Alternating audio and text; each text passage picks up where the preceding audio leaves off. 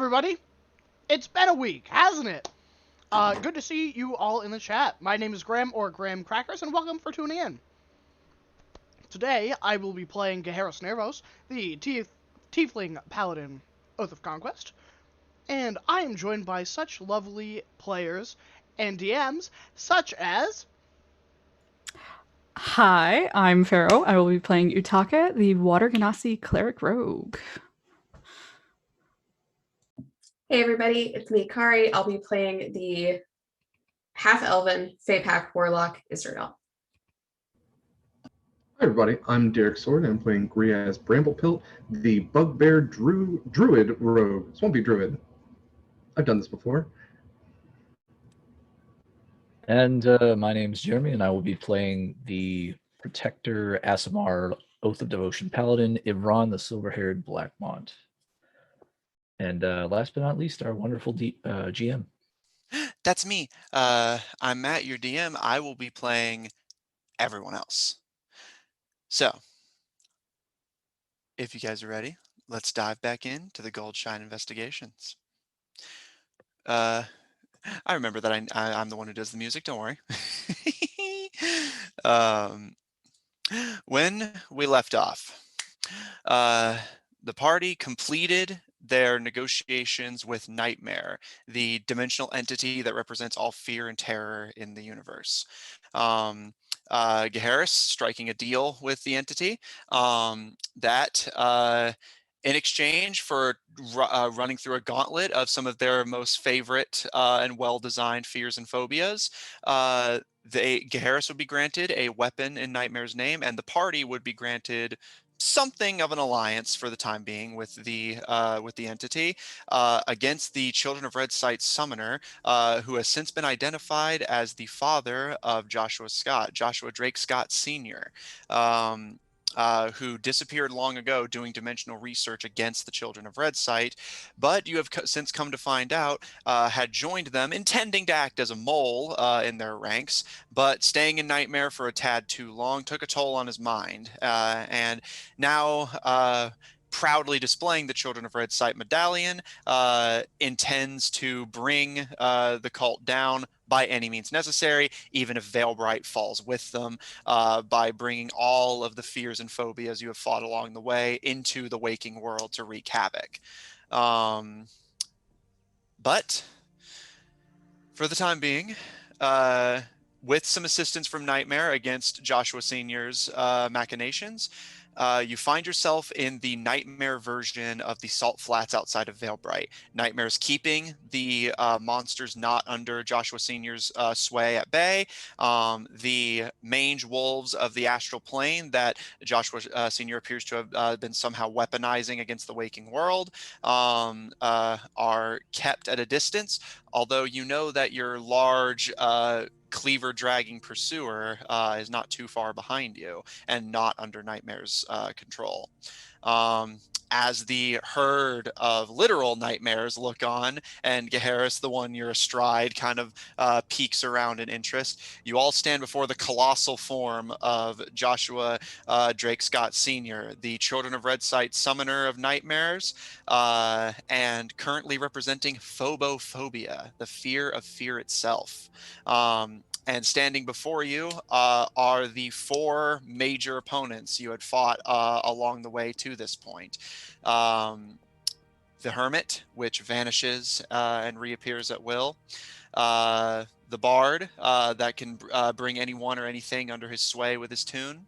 The cannibalistic and mutated Dr. Regina, and the ever persuasive and maniacal Louis Tenniel. As you all stare at fear itself and a collection of the things you fought along the way, we've already rolled for initiative, so without further ado, Israel, what would you like to do? I am going to use my precious last spell slot and summon the Merry Marionettes. All right. Graham, mind dragging in some animated armor tokens? How many marionettes will you be summoning? 3. All right, three merry marionettes. you all watch as the strings exit from Israel's fingers again, and from the sky descend 3 elvish corpses dangling by fine spiderweb-like strings, almost imperceptible in the dark lighting of Nightmare, that give happy smiles as they like jiggle and click into place, ready to fight on their summoner's behalf. Exactly. They look the same as the previous marionettes. They're exactly the same friends that you would remember, and they look like they were definitely murdered at one point, but now they're very happily dancing at the end of her strings. She looks very grim as she summons them to try and even the playing field. Okay. Anything else on your turn? All right. Nope. As the marionettes take the field, Ivron, you're up. You see this ghoulish display before you, as Israel seems to be intent on evening the armies, quote unquote, taking the field. Ivron's just gonna cast his Radiant Soul ability. So, the usual eyes glowing, both scars glowing, and wings. He's also going to, as a bonus action, cast Divine Favor, on himself. So I believe there might have been a bless before. Yes, you were blessed and you didn't make use of it, so you should still have that. Yeah, so because it's concentration based, now shifting to Divine Favor. Okay. Those things will no longer be blessed. Okay, noted. And then I think he's going to just move. Well, he'll fly up. He'll fly up 30 feet. And that'll be his turn. Oh, I have to roll initiative for my marionettes. So. Yeah, yes, go ahead and do so. All right, Ivron, your angelic wings open as your concentration on the bless you gave the party drops, and you ascend 30 feet into the air, wielding your mighty blade. Is that the end of your turn? Yes. All right. So the marionettes will go after the enemies. I know their initiative count's a little different. Okay, yeah. They'll go after you, Griaz. So, all right, Griaz, you're up. The marionettes are on deck, and Garrish will go after them. Okay. Well, I might as well just, let's do this. I'm going to call lightning at 3rd level. And I am going to target the big bad gargantuan wizard. All right. All right. So guys, summon us. Or I should ask already. Are there storm clouds in the sky? There are not. The skies are dark, but you know that to just be the kind of the smoke you've all been exhaling in plumes on the way. Okay. Well then, all that smoke is going to congeal into a storm cloud, and I'm going to essentially make nightmare lightning. So it's a Dex 14 saving throw. Which he succeeds. Okay, so it's going to take half of what? 3d10, I believe. Yeah, because at higher levels, it's a lot of 4th or higher. Okay, so 3d10 and is anything within 5 feet? I don't think so. Yes, anything within 5 feet.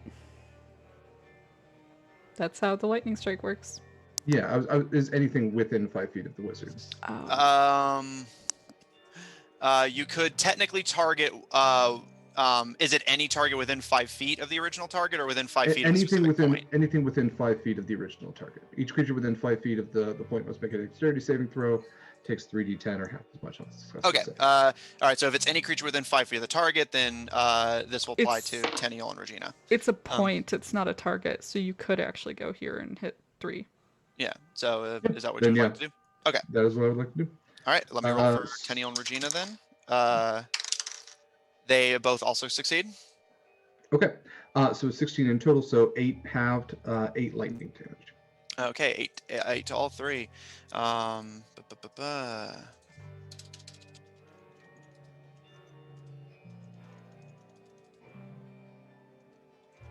Okay, and 8 lightning to you.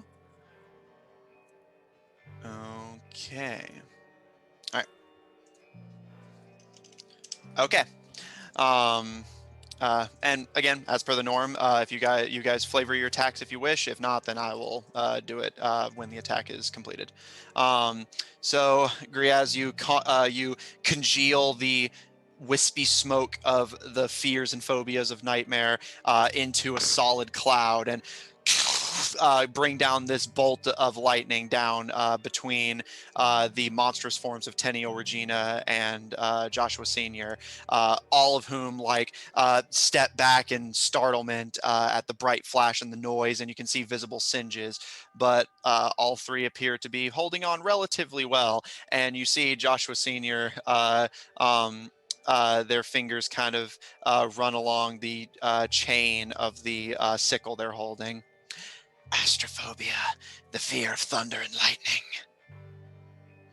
Yeah, Grizz is just standing behind his mimic shield, which is kind of hissing just a little bit. It's kind of shotgun out.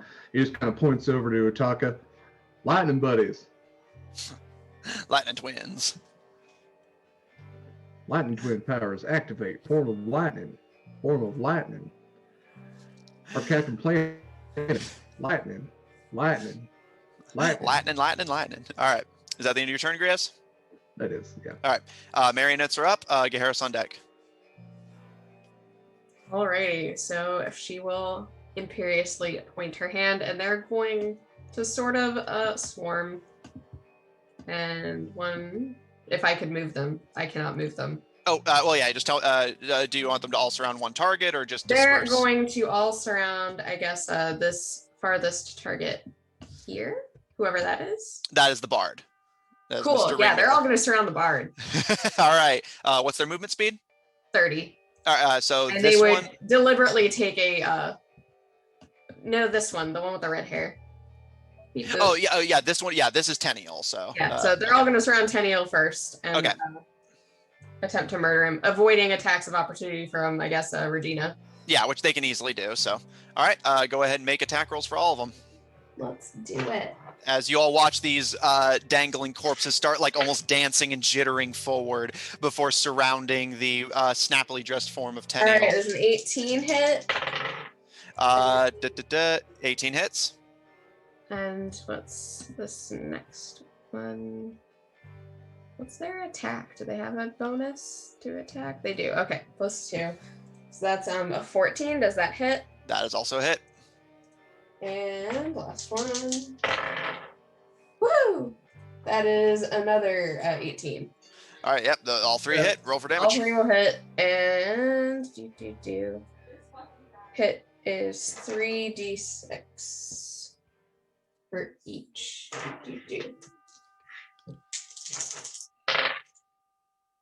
So that's 12.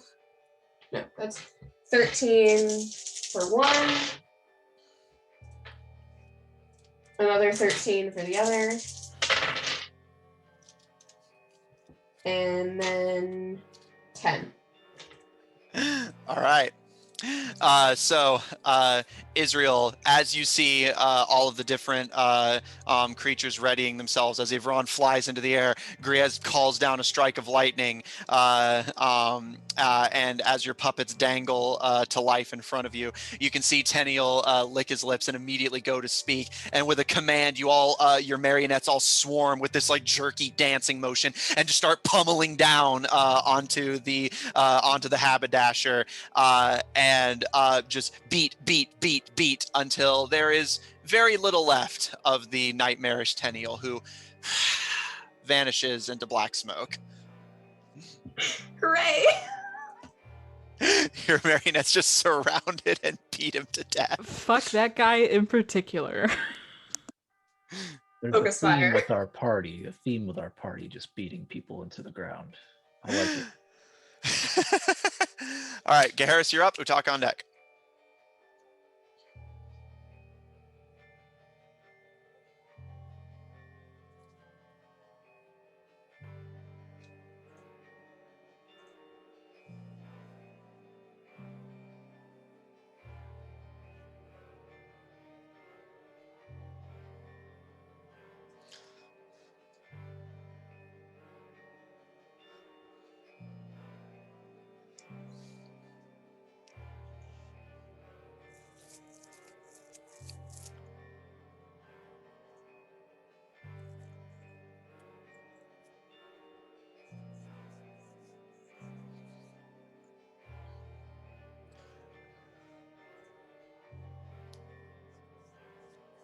Okay.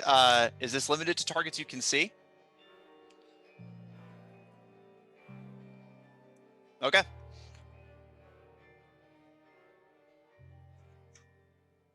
Okay. All right. Very well. So that's a wisdom save, correct?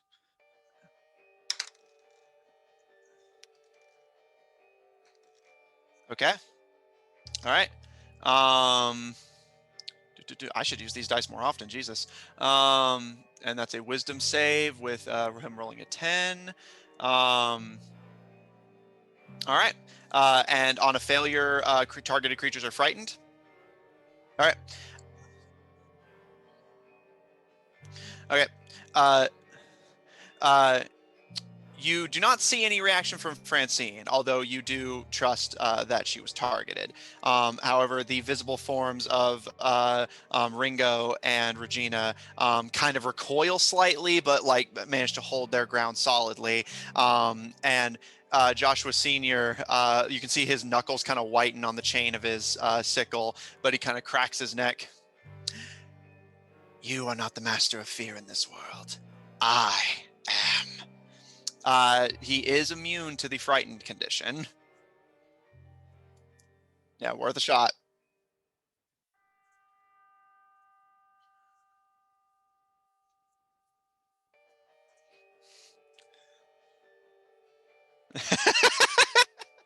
All right, go for it.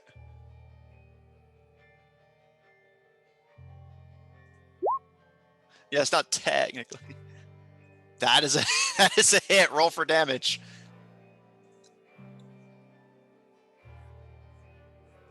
Okay.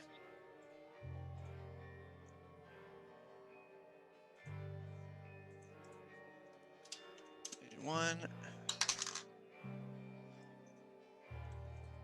Okay. DC and what stat again? Sorry. Strength saving throw. He fails.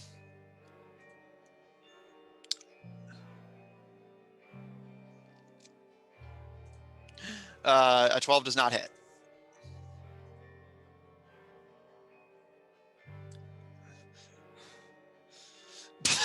And he kind of leans down, like holding up his guitar as like a staff to kind of catch his breath, as you basically got him like right knocked the wind out of him.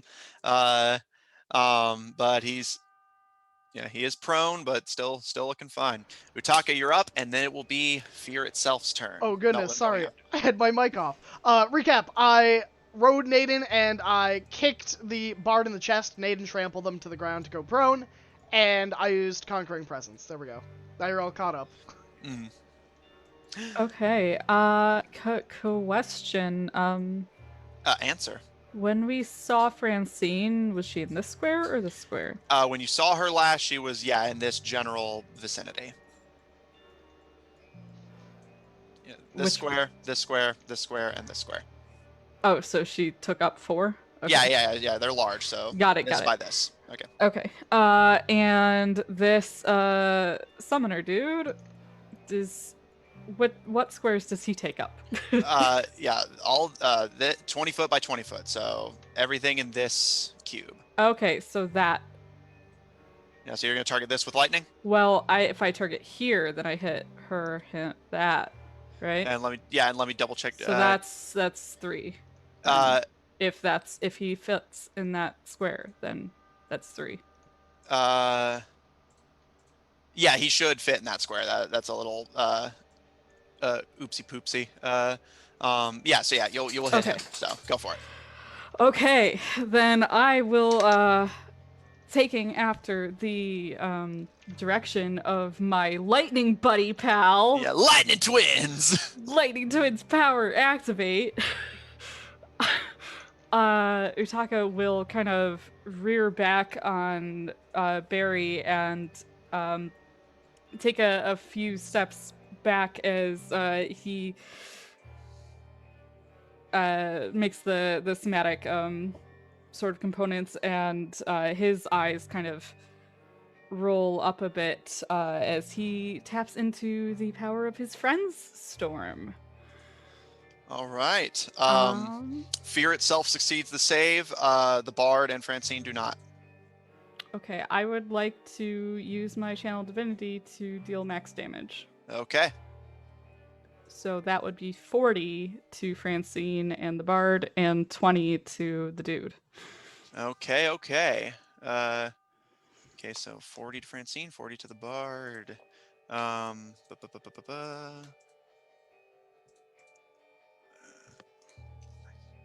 All right. Just getting all that noted.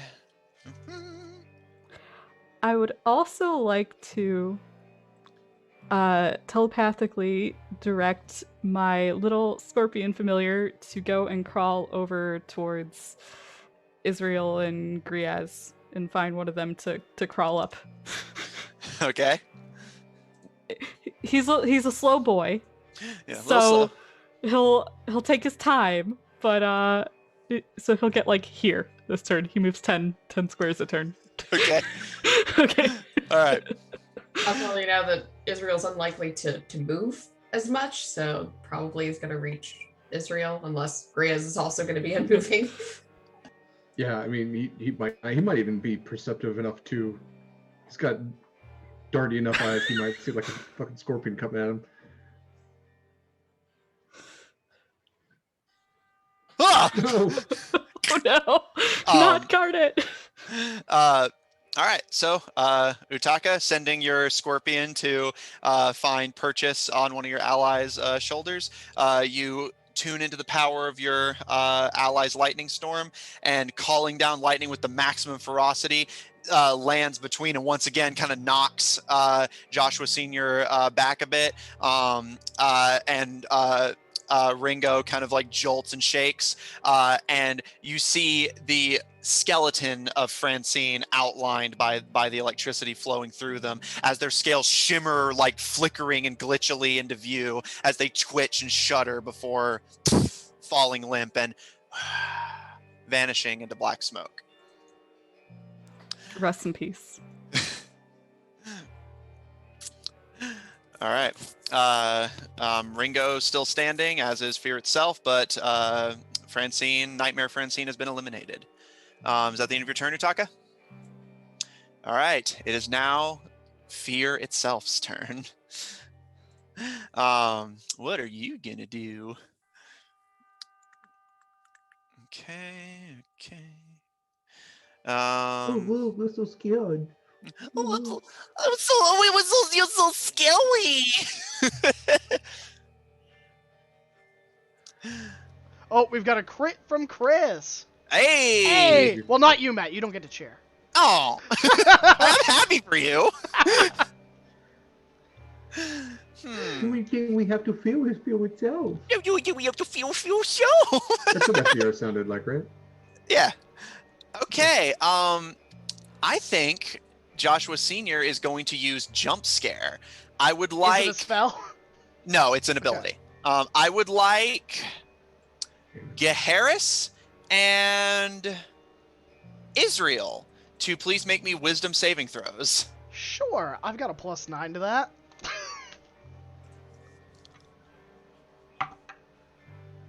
17 + 9 is 26. That's not what I wanted. Here, hold on. Oh my god. All right, that's 25. Oh, I actually all like right. Krista. D&D Beyond, so please ignore that. You're fine. Joshua Senior waves the chain sickle over their head, and for a brief moment, it almost looks like he's going to vanish. You see him kind of fade slightly into black smoke before Geharis, almost like unnaturally in front of your vision, in front of Nightmare, you see the form of Joshua Senior like take up your vision with a wild, ear-piercing screech going through your ears. And Israel, you get the same hallucination, but you both manage to hold firm and resist being frightened.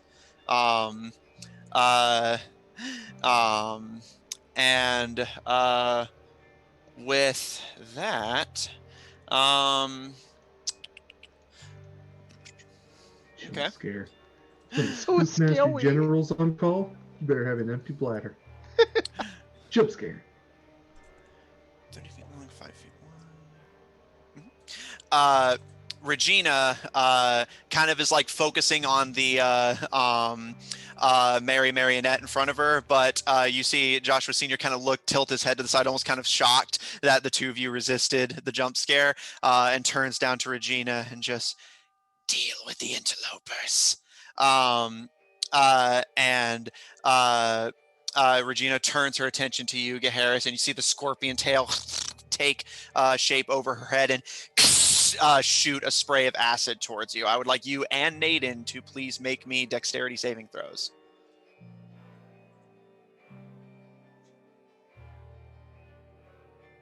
Okay.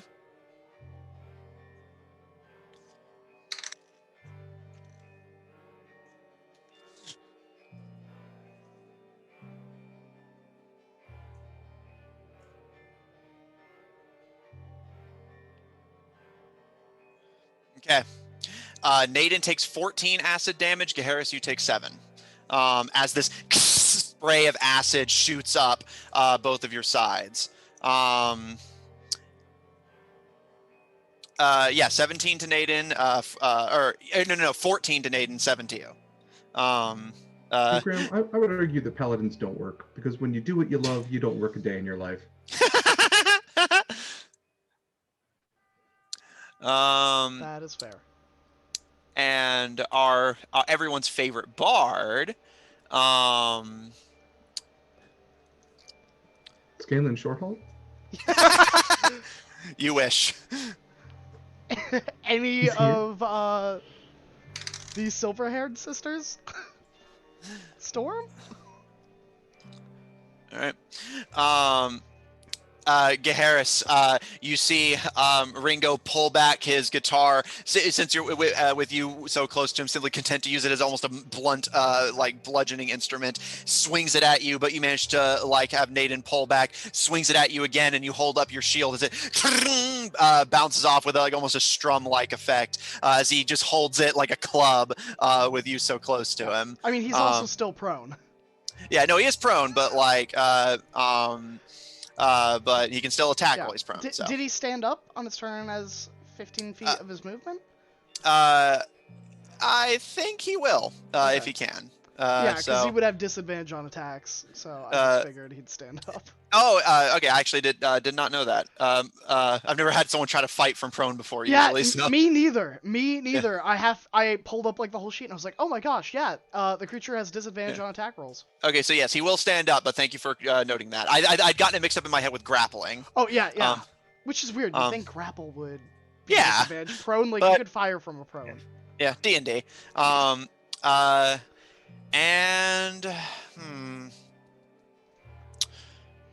That is going to be it for the monster's turn right now. That being said, it is Melvin's turn. Israel on deck.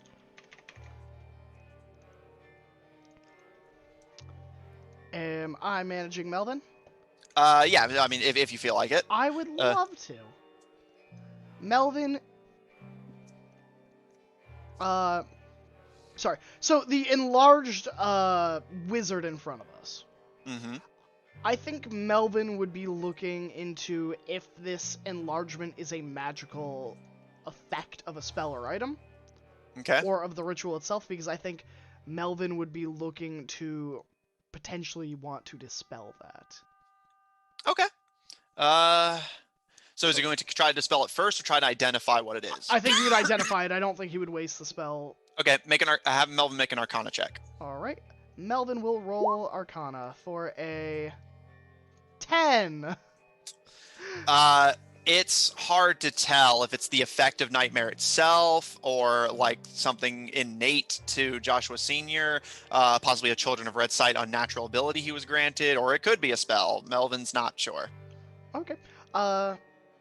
Melvin will then cast Hold Person. Okay. And if our foe is going to counterspell it, Melvin will also counterspell their counterspell. Okay. Okay. So he's going to try and cast Hold Person on Joshua Sr., and if anyone tries to counterspell, he's going to counterspell the counterspell. Yeah. Okay. So he's going to try and cast Hold Person. Okay. All right. I'll go ahead and make the saving throw for that. Yep, that is a wisdom saving throw, I believe. Which he succeeds. Oh, okay. Uh,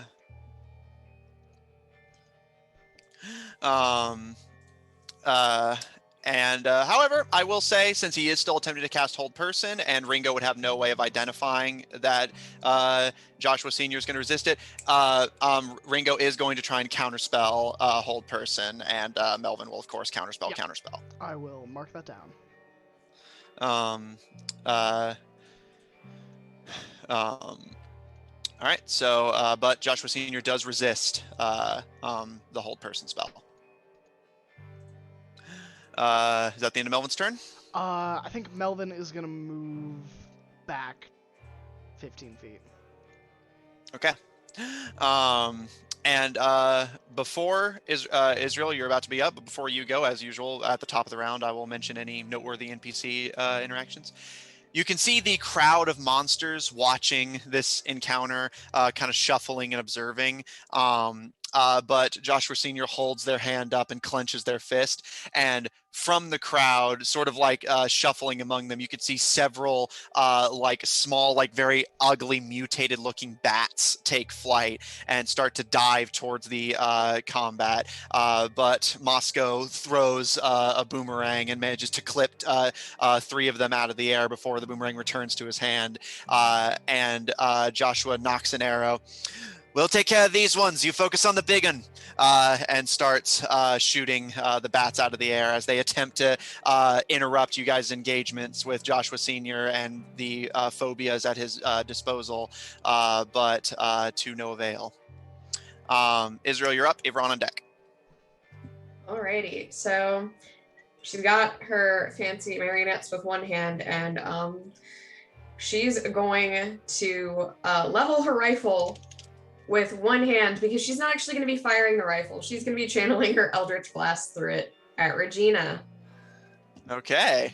So, just going to use that scope and fire in the general direction. Yep. So let's see here. That is a 23 to hit. That is a hit. And a 18. Both of those hit. Roll for damage. All right, 1d10. Where are all the d10s?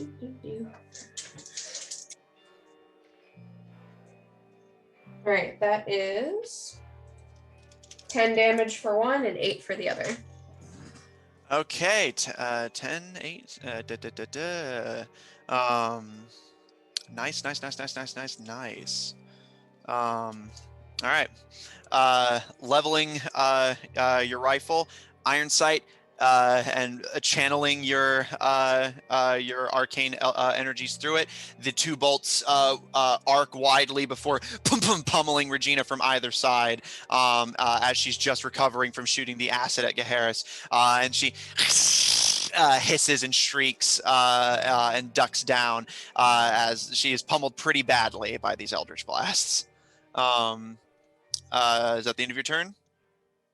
All right. Ivron, you're up. Griaz on deck. Ivron, flying through the air, is going to cast Sacred Weapon on his blade. And he's going to fly 30 feet up to face Mr. Scott. And I think just as a pre-action, he's going to say, Mr. Scott, this is folly. Please, give up. Come back to the material plane with us. We can help you. And that's going to be his turn. Okay. All right, so you rise into the air, you cast your spell, and you begin to fly towards the nightmarish summoner, giving your plea for him to return. I'll tell you what, make me a persuasion check at disadvantage. Oh boy, persuasion.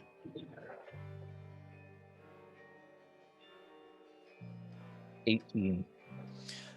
With disadvantage. Yep. That's like the one thing he's good at is persuading people. You got me there. He's a good-looking guy, I guess. That's As you fly towards the massive hulking form of Joshua Sr., he actually does pause for a moment and hesitate, and you can see Ringo about to strum on the guitar, but freeze in place as Joshua Sr. holds up a hand to him and kind of looks at you, Ivron, and there's a pause before he kind of slowly shakes his head. There is no other way.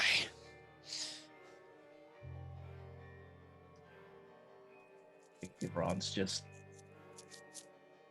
baffled by the fact that he was able to get through to him a little bit. I will say your persuasion attempt did dissuade Ringo from getting a free shot on you via legendary action. So Noted. He kind of Joshua Sr. kind of stares at you, seeming kind of like taken aback and like contemplative as you float before him, like more or less eye to eye with the massive hulking summoner. Griaz, you're up. Merry Marionettes on deck. Just want to yell out to Evron, "Come on, bud, less words, more swords. Let's do this. Add an S to the front of words. That's all you need."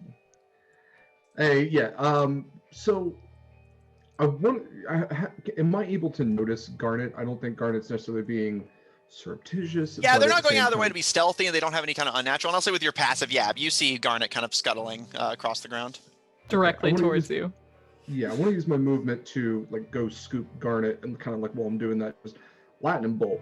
So I will just as my action just call lightning again. All right. What point are you targeting, just so I know?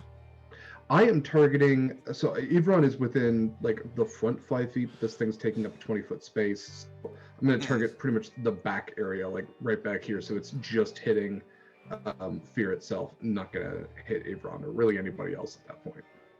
Okay. All right, and that's a saving throw, correct? Yeah, DC 14 Dex. Which he dex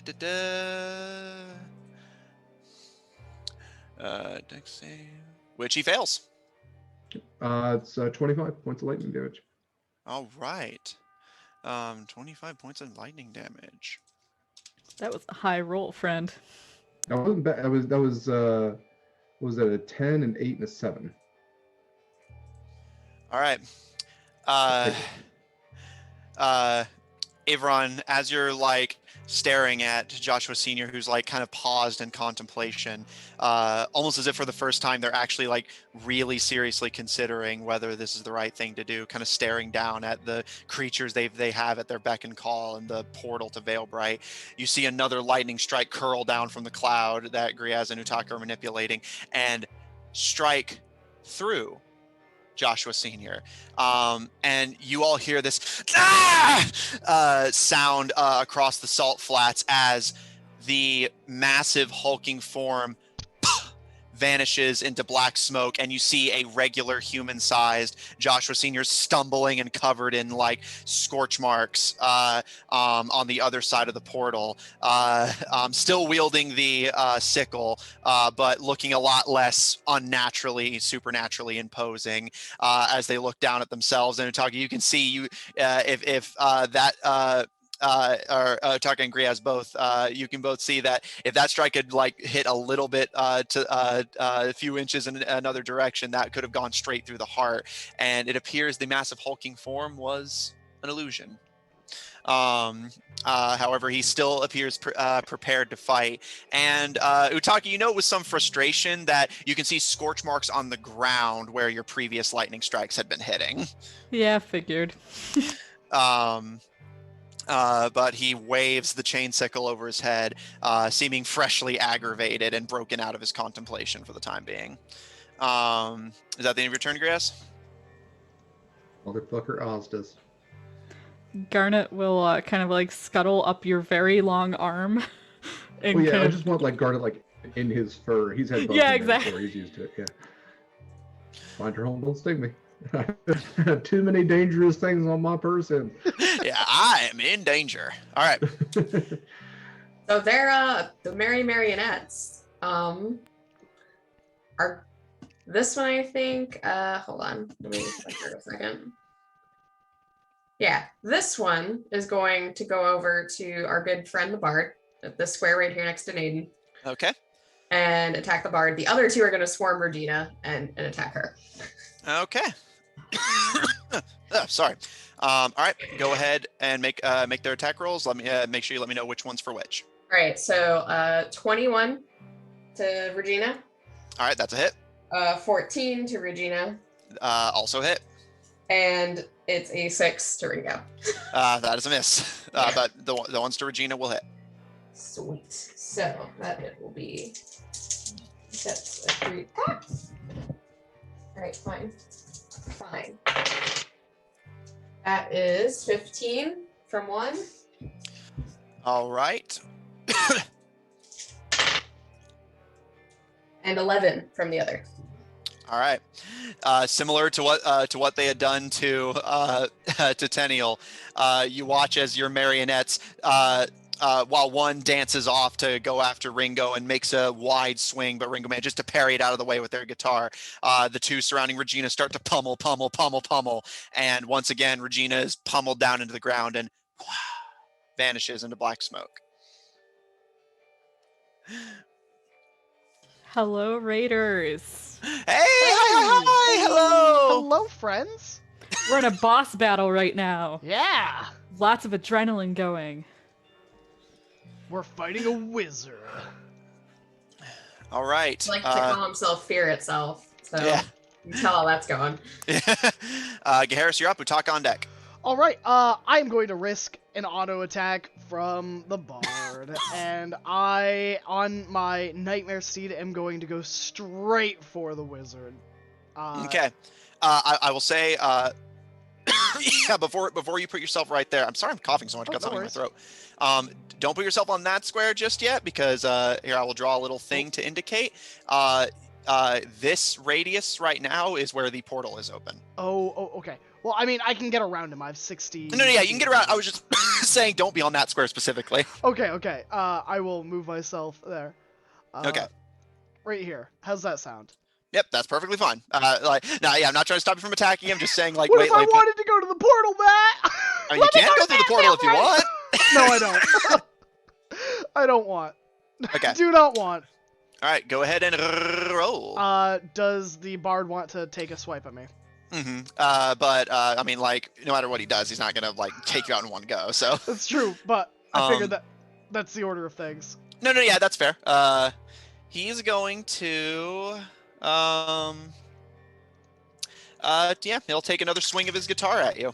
God, Ringo, that's a miss. Nice. The one person who can't roll well right now is Ringo. Wonderful. Everyone else is rolling fantastically. All right. Hooves to hit our good old wizard bud. Nat 1. Okay. Noted. That's not gonna hit. And then I'm going to take 2 swipes with my longsword at our good old friend. That is a 26 to hit and a 10. The 10 misses. The 26 will hit. All right, for 1d8 plus 5 damage. That is 8 plus 5. That is 13 slashing damage. Okay. And then they need to make me a Constitution saving throw. Okay. Which he succeeds. All right, so he takes 11 necrotic damage. Okay, so 11 necrotic. What was the slashing again? Sorry. I believe it was 13. Okay. 13, and so that's okay. It's that in total. I can math. And that's my turn. Just Okay. swish. And I will say that as you charge forward, Naden rears back to stomp onto Joshua Sr., but Joshua Sr. hooks their sickle around one of Naden's legs and forces them to the side, and you manage to dive off and land onto the ground just in time as Naden is forced through the portal to Veilbright. However, you can, glancing through the portal as you hurriedly stand to your feet, see Naden appear in a wisp of black smoke on the streets of Valebright below. They appear fine, but look around in confusion. Naden is no longer here to help you. To be fair, he only had 2 HP, so probably for the best. So there's your nat 1. But turning to and before I forget, let me go ahead and take Regina off the field. You slice into Fear itself. They manage to parry your blade out of the way surprisingly well, given that they don't seem to be much of a physical fighter. But as you take another stab, this one manages to get along their side and pump negative energy into them, with which they hold their side with a wince. But Ringo is going to take a legendary action, and just making sure I didn't miss anything. Okay, yep. Ringo is going to take a legendary action, and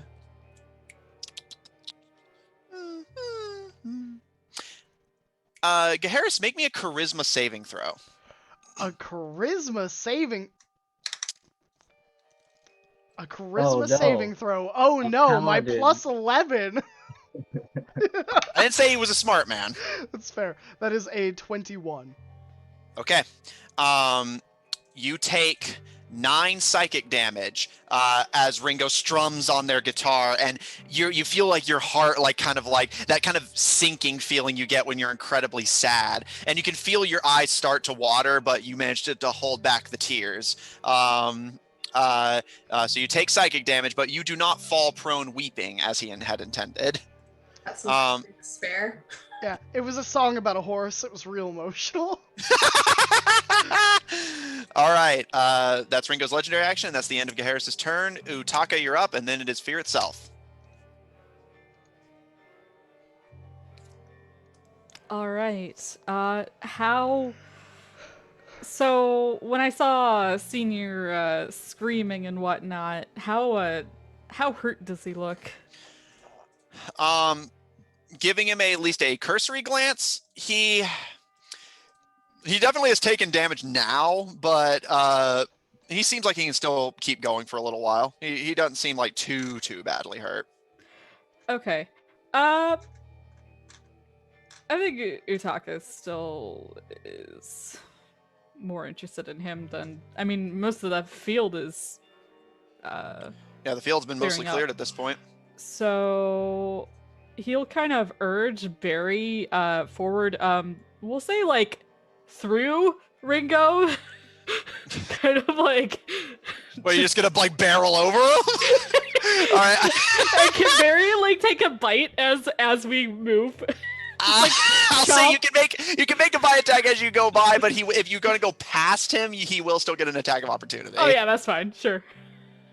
Okay, just a drive-by chomp.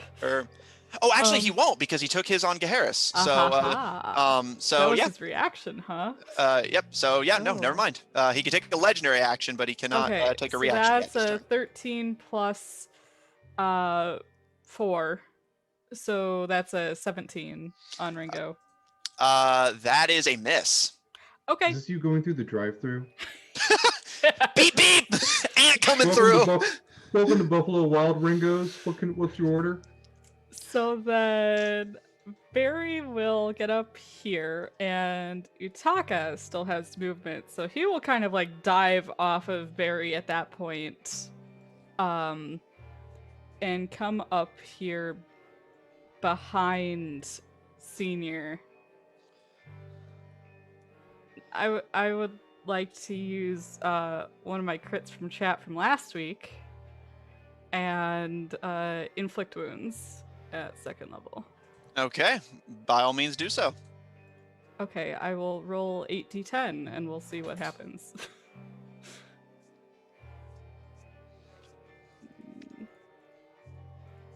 I assume big numbers.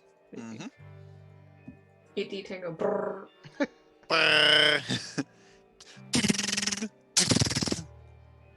Okay, so that is 54 necrotic damage.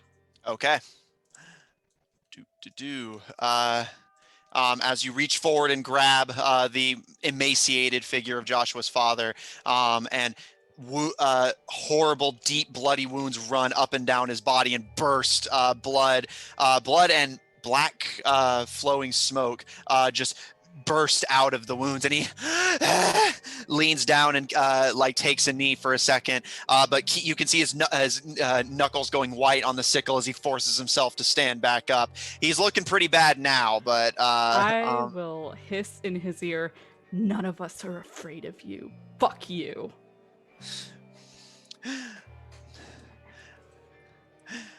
Okay. And with that, he turns his head to you, Utaka, and really, Utaka, make me a wisdom saving throw. The thing I'm best at? Okay. This never happens. I'm pretty sure you add, what, 4 or 5? Yeah, because I'm right next to Gaheris is Gaheris. right there. Yeah, you get a +4. All right. Oh, this might actually be bad. Okay, so that's a 16. Yeah. Utaka, as he grabs you by the throat, you see flashes of your most vivid, terrifying phobias, and immediately against your will fall to the ground. You are now paralyzed. And as your mouth exudes black smoke, he breathes it in, and you can see some of his wounds close, and he swings the chain sickle, and he gets another set of actions because you are frightened. Oh, never mind. But before he does that, Gaheris, make me a what saving throw is this? Make me a Constitution saving throw, Gaheris. I would love to. Why, thank you, Matt. You know what? I'm not even gonna roll. I'm gonna use my crit from chat. Valid. Okay. Yeah, that's a 27. Okay, you're fine. Ringo plays a melody on his guitar, but and you can feel, similar to Utaka, your muscles kind of lock up, but you manage to suck it in and hold on. Joshua Senior steps back and kind of looks down at the paralyzed Utaka and kind of and turns and next to Melvin, you see a tornado of black smoke form, and you all hear a familiar as the massive blade-wielding figure is summoned to the field by fear itself to replace some of the lost phobias. Oh, hit the wrong thing. My bad.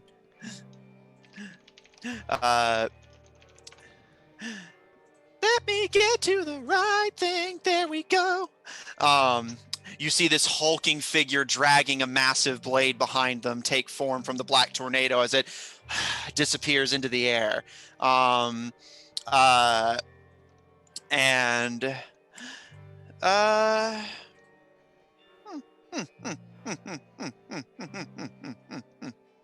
are you gonna do, bud? What are you gonna do? Yeah, we got options. We got options here. Melvin has to make me a wisdom saving throw. Melvin uses their crit. Okay. They have too many. Okay. All right. Melvin resists the frightful presence of the stalker, but what do I want to do here? You want to team up with the winning side. The winning side. You wanna hurt me? 'Cause I'm paralyzed. Hurt me. You want to not hurt our baby boy. Baby boy. Melvin gets an attack. Melvin gets an attack of opportunity as the stalker creeps past him, completely ignoring the wizard for now. That's fair. Melvin's not much of a threat right now. Melvin punches him. Melvin rolls 1d20 -1 for a 15 to hit. That actually does hit. Roll for damage. 1 damage. Well, I say, how rude! Face me, foe! face me like a brave man, and he just completely ignores him. Yeah. Black smoke comes out of Melvin's mouth immediately after making melee. He's like, Does it? No, because mechanically it would benefit you. You sure? You sure Melvin's not scared? Let me text him. Let me Well, for the text him. time being. I'll let you know at the end of the round. Yeah. I got plenty of monster to get through first.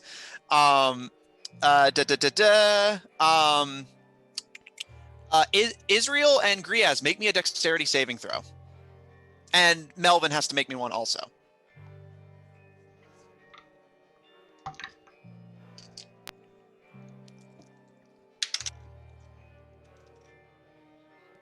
'23. 17. 14 for Melvin. Okay, 14 for Melvin, 17. Okay, Melvin fails. Israel and Griaz succeed. Okay. All right, Melvin takes 22 slashing damage. Israel and Griaz, you both take 11. As the stalker waves their sword over their head and begins to wave it around in a massive circle over their head. And Melvin, even like from his far distance, gets slashed. Griaz and Israel, it's a little bit lighter as you're able to dodge it, but you still take mighty slashes across the shoulders. And even Moscow and Joshua Jr. Like stumble a bit as blood opens up from their wounds. Let me make sure nobody else gets hit by this. Yao, Avron, you can also hear Yao give a yowl as the sword slashes down their side, as blood is now caking the back end of the battlefield, as the stalker plants their blade into the ground and looks around with their massive tentacled head. And because Utaka was frightened, the monsters get another round. Gaharis, make me another Constitution saving throw. Sure. That is a 18. Okay. Let me see what this does to you. Let me see what this does to you. Okay. Gaharis, as you resisted the first song that Ringo played, he kind of growls and like tunes the guitar a little bit more before. And Gaharis, you can feel your legs move into a dancing posture against your will as he begins to play, and you begin to dance against your will. You are now under the effect of Otto's irresistible dance. You must use all your movement to dance without leaving your space, and you have disadvantage on dex saves and attack rolls. As an action, you can attempt another save to regain control of yourself, but that will consume your action to do. Does it count as a spell when they were? Yes, that is a spell. Okay, then Melvin would have counterspelled it. Okay, so Sorry. Melvin. I didn't know if it was a like legendary action or if it was a spell. For the record, you can just say if it's a spell, I want to counterspell it before, and then but yeah, so no worries. Yeah. So seeing the bard. Melvin can't. Melvin took a swing. Oh, you are correct. Utaka, as you're laying on the ground paralyzed, you see Gaharis start to dance to the tune Ringo's playing. And Ringo is going to... what does he want to do? Okay, so that's his action. He will save that for another for the future. The stalker is going to make another mighty overhead swing. Griaz, Israel, and Melvin all dex saves again.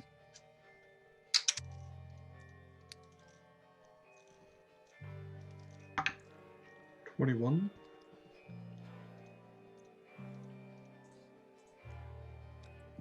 14. Okay. Was Melvin included in that? Yeah. Melvin's within range of this attack. 11. Okay. Melvin fails, and Griaz and Israel, your results again, sorry? 14. 14. Griaz? 21. Okay. Griaz, you succeed. Israel and Melvin fail. Melvin and Israel, you both take 18 further slashing damage, and Griaz, you take 9. As again, they give a mighty overhead swing of the blade, and again, slashes begin to unnaturally appear over all of you.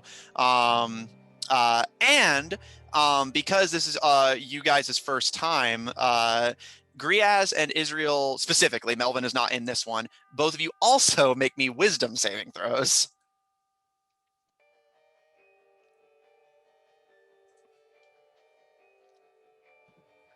16. 17. 16, 17. All right, you both resist frightful presence, so you are not frightened, which would give them further room to attack you. And Joshua Senior, finally, on this will be his last go, unless somebody else is frightened before the end, is going to. He took 2. He took 2. Yeah. Okay.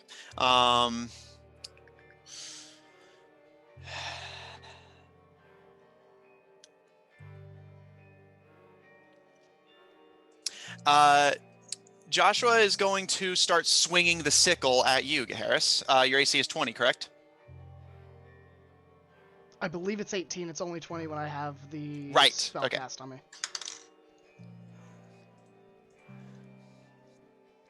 And let me double check to see if the dance you're under affects this. Disadvantage on dex saves and attack rolls. Other creatures have advantage on attack rolls. Okay. That's a hit. Also hit. Also hit, but barely. Joshua Senior takes 3 swings of his sickle at you.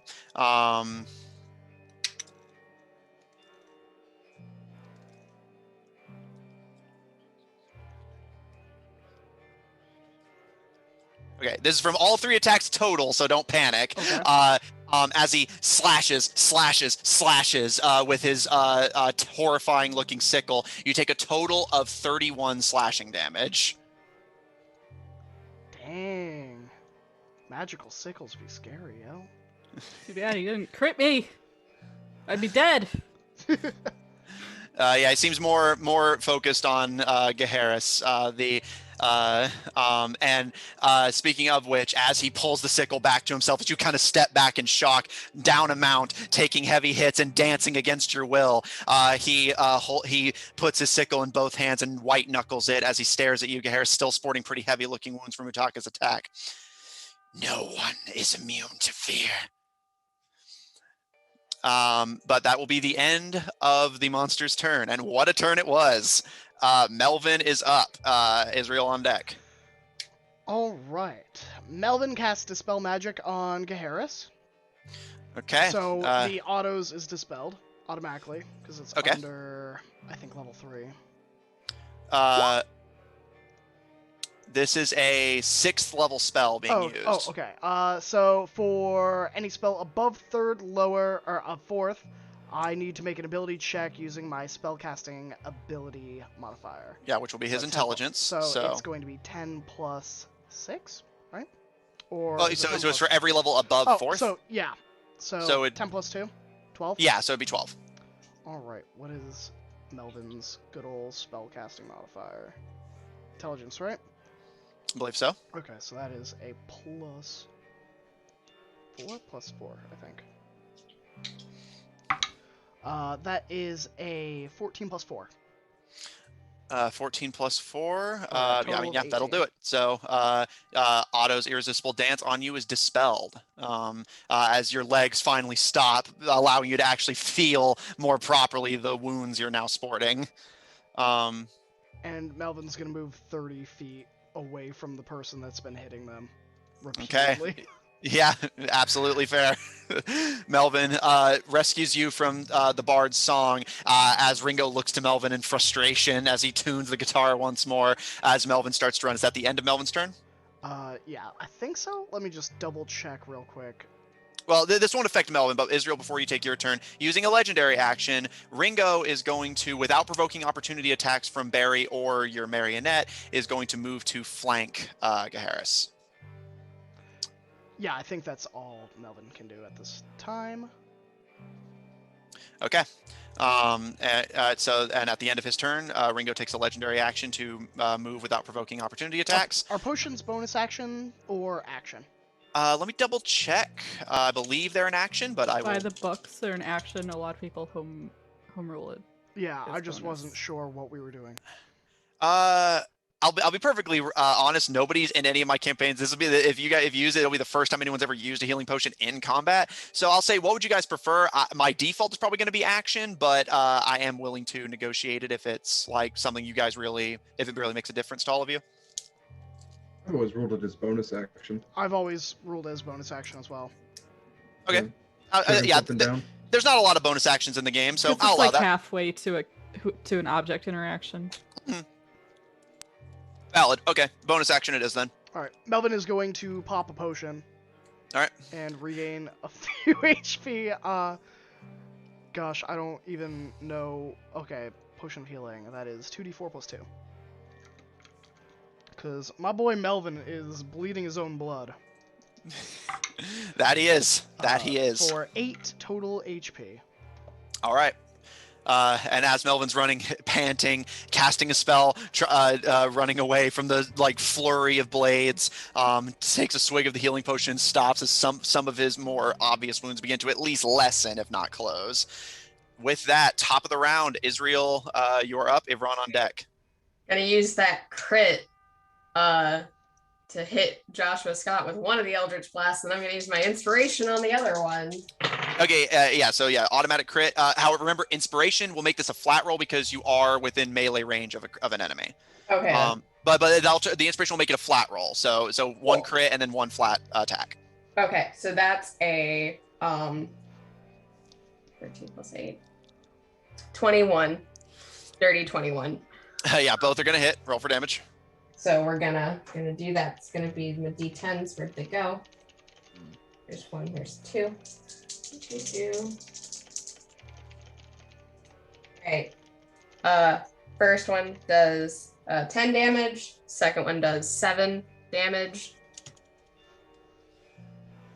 All right. How much again? Sorry. Should be 17 force damage total. All right, 17 force damage. Okay. All right, noted. Is that the end of your turn? I'm also gonna swing a healing potion. All right. All right. Go ahead and swig. Swig away. I got a greater potion still because I haven't used it. Smart girl that I am. Saving it for this moment. So that's 44 plus 4. 1, 2 plus 7, 9. 9 plus 4 is 13. Okay. So you line up your shots, fire your arcane bullets at Joshua Senior, who kind of stumbles in shock and like looks to you in confusion. But he's barely holding. You can see him kind of visibly swaying a bit. Utaka's inflict wounds did not treat him kindly, but he is still kicking. And with that, Israel, as you look to the massive hulking stalker, still ready to start taking more swings. Joshua Senior looking bad, but still ready to keep fighting. And Ringo flanking behind Gaharis as Utaka lays paralyzed on the ground. We're gonna take a break. All right, we will see you all shortly. We'll be back in say 5 minutes, give or take. Yeah, works for me. All right. See you in a few, everyone.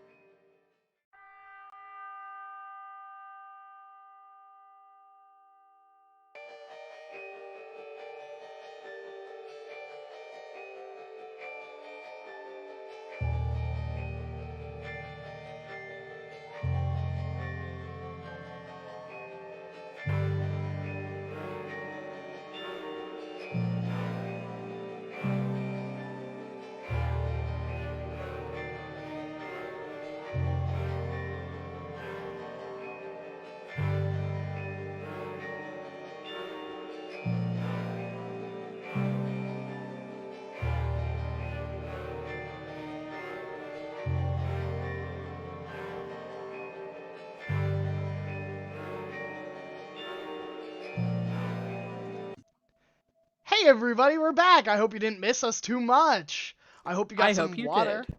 Oh, ouch, cruel. I hope you got some water, got a snack maybe? Maybe some carrot sticks? Maybe some celery, something healthy to munch on and crunch on while you watch us beat down nightmare entities? But without further ado, Matt, it's all you. Get cookies, I Grim? would love to. I have oatmeal raisin cookies that are homemade. I have Alright. chocolate chip salted cookies, salted oatmeal cookies. I had water. All right. So, uh, uh, taking us back in, you guys are facing off with Joshua Scott Sr., who's taken the form of phobophobia, the fear of fear itself.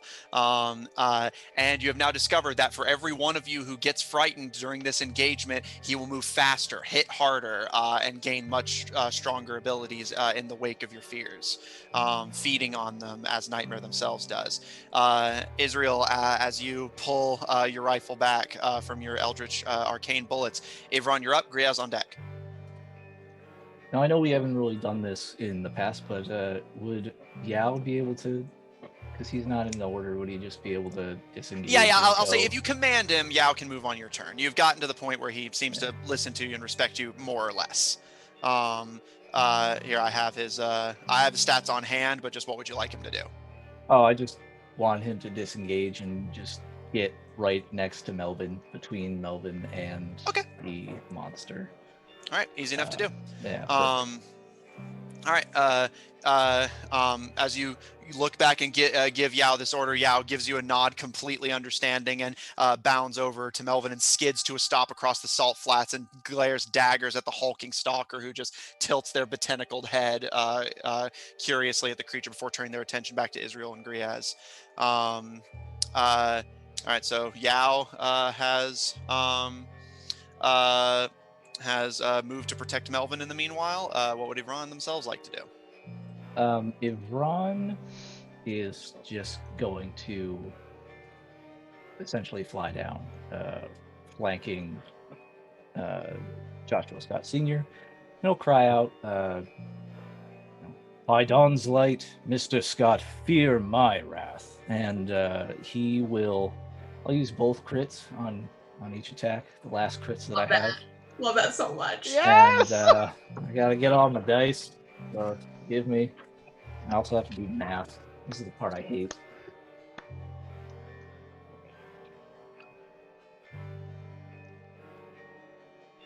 Alright. Altogether, it's going for slashing damage. It's going to be 40 magical slashing damage. And then the radiant damage. I gotta roll 1d4. Yeah. Radiant damage is 66, so altogether 106 damage. Oh my god! Avron, Blackmont the Silver-Haired, how do you want to do this? Again, once after he with his grim countenance, he falls down upon his opponent like a flaming star descending upon the earth from the firmament. And with his second strike, just as before, he brings down his opponent and kind of cradles him in his arms and would say something similar. "Seek redemption in death, my friend. I do not fault you, for you spend many years being tortured by your worst fears." And then just kind of gently lay him down with the rest of his movement. And then ready for any other attacks. I think that's all he can really do. Oh my god. Avron, as you plunge your blade into Joshua Scott Sr. and begin to gently see them off into the next life. As soon as the blade makes impact, you can see the Dark Stalker clutch at their heart before vanishing into black smoke. The Bard start playing desperately as their fingers slowly turn to smoke before they too vanish. And many of the monsters, the bats that Joshua and Moscow have been keeping away from all of you, fade. And as Avron, looking around, you can actually see some of the wounds you've inflicted on Joshua appear on the monsters as they're vanishing, almost like he's desperately trying to funnel his harm onto them away from himself, but just can't channel it deeply enough. And as he like jerks and struggles, he falls still, and the chain sickle vanishes in smoke. And he falls limp in your arms. And as the hood Moscow created falls from his head, you see a head of long, messy, unkempt gray hair, balding and patchy, and yellowed, sickened eyes staring up blankly as he gives one final breath.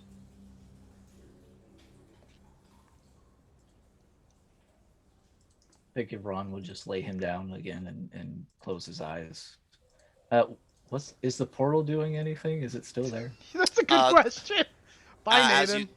As you turn to look, the portal is still maintained. Okay. And as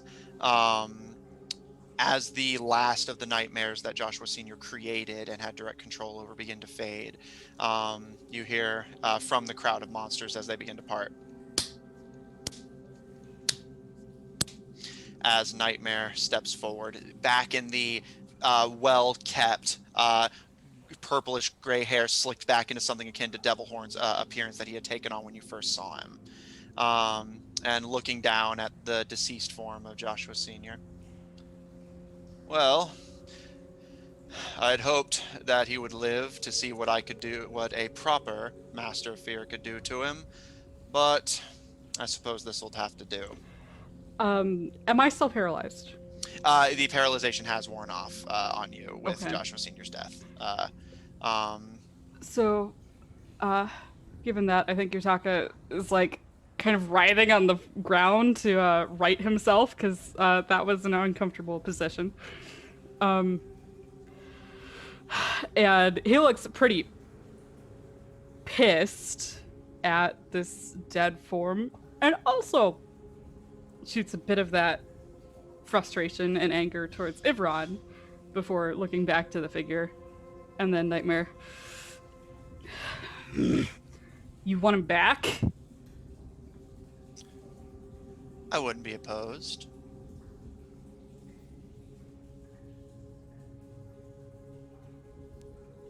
Ivron's gonna glare at Utaka.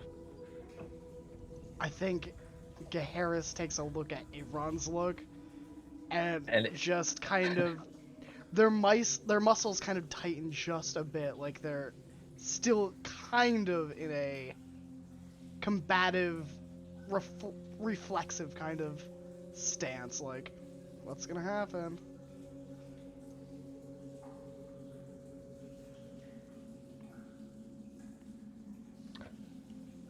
I mean, I assume Utaka sees this as he's like pushing himself up to stand. Yeah.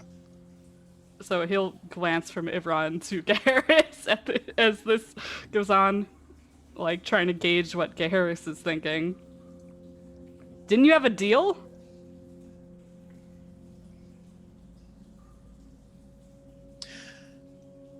I would have preferred the man alive, but he is no longer my problem, and I will take what I can get.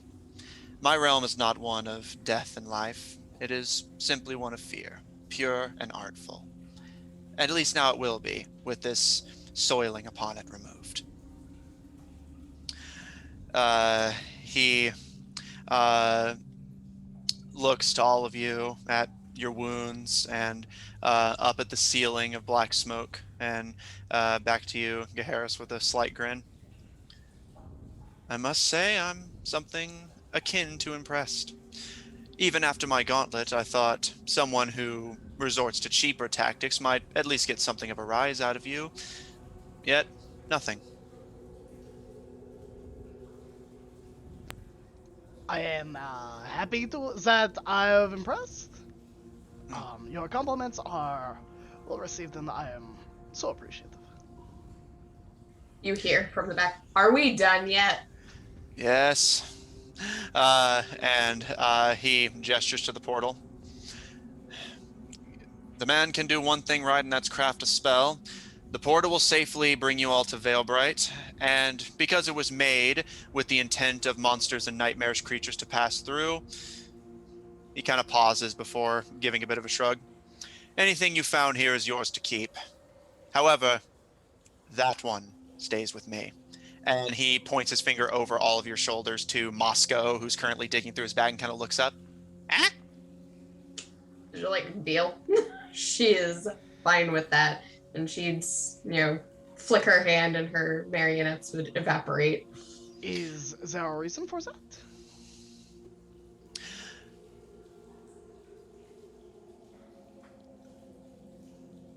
Make a persuasion check, Harris. Sure, I would love to. And I'll say, while you're doing that real quick, Israel, as you conjure and then shuffle away the marionette puppets, you see several of the mange wolves on like the outskirts of the salt flats like kind of turn and start like bounding towards your location, the salt flats. But Nightmare, without even looking, holds up a hand, and you can see them immediately skid to a stop and like start scurrying away. 23. Okay. He gives a smile. I'll admit, I was intending to have all of your personal phobias appear at least once. I showed mercy on your wizard, as they, I think, had been frightened enough, and my point had been more than proven on their behalf. But, and he turns to you, Israel. When I dug through your mind to find your fears, I found something else's instead. And I would like to study what I found a bit longer. She has a sudden interested look. Is anyone watching me? Yeah. Nightmare's just kind of surveying the group in general, and the paladins seem pretty intent on watching you. I'm Do they? watching everything. Well, these eyes. These eyes. Israel is not watching you, Taka. She is intent upon Nightmare, and what Nightmare has just said is like, "Oh, really?" What's the over under on me pushing the body through the portal? That's mean, 5 feet. Ivron was just gonna pick it up. So But he's on the ground right now? yeah, Ivron's like, I would say, probably tending to any mess that Okay. may have been made. But All right, so Can I push him through the portal and I'll- go through? I will say this: if you intend to push, I will cause it to be at disadvantage, and I will attempt to push you through the portal first. As long as I can grab him and drag him with I me. mean- all right. Well, so I'll Yeah, say, yeah. Ivron, as you have the body and are tending to it, are you going to let Utaka do this, or are you going to resist? I mean, I think Ivron would be like, "What the fuck, man? Like, Yeah, let the body alone." Yeah, no, I'll say Utaka with Ivron literally holding it and actively Okay, I tending thought to he it had right now. I thought he said he had laid yeah, it no, to the ground, so he wasn't Yeah, holding it. He's laying on the ground, but he's over the body. Yeah, like And that's he's why like when he's you're like "Oh, actively well, tending that's to okay." it. So, Yeah. Okay. I all thought it was laid to the ground. all right. Before we continue, I don't want anyone to get left out. Griaz, what are you doing? He was keeping an eye on Utaka because Utaka was kind of being petty about this whole thing. Let the dead lie. He's yeah, I see your face, Pharaoh. He's siding with Ivron at least on this one, but he wasn't going to do anything. He does have some constructive criticism for Nightmare on their way out, but yeah, Griaz is just fucking done with this place, so he's just waiting for everybody else to wrap their shit up. Okay. And Harris, Graham, do you think there's anything Melvin would like to do notably before the conversation continues? Oh gosh. I think Melvin's investigating the portal. We'll say in the background, Melvin is like looking at the runes and like, Okay. oh my, I could incorporate this in my portals. All right, so Melvin's documenting the exact nature of the runic circle, and Ivron Joshua Jr. approaches you and kneels down across from you and gently runs a hand over the face of his father and gives a deep. Almost thought you meant the mimic for there for a second. Okay. Heaves a heavy sigh and looks to you, Ivron. I understand why you had to do it, and I hope that he finds his peace. I believe that he will. He doesn't need to fear anything anymore. And with that, Israel, Nightmare said something that caught your attention. What exactly did you see? Nightmare gives a wide smile. You make me a persuasion check also.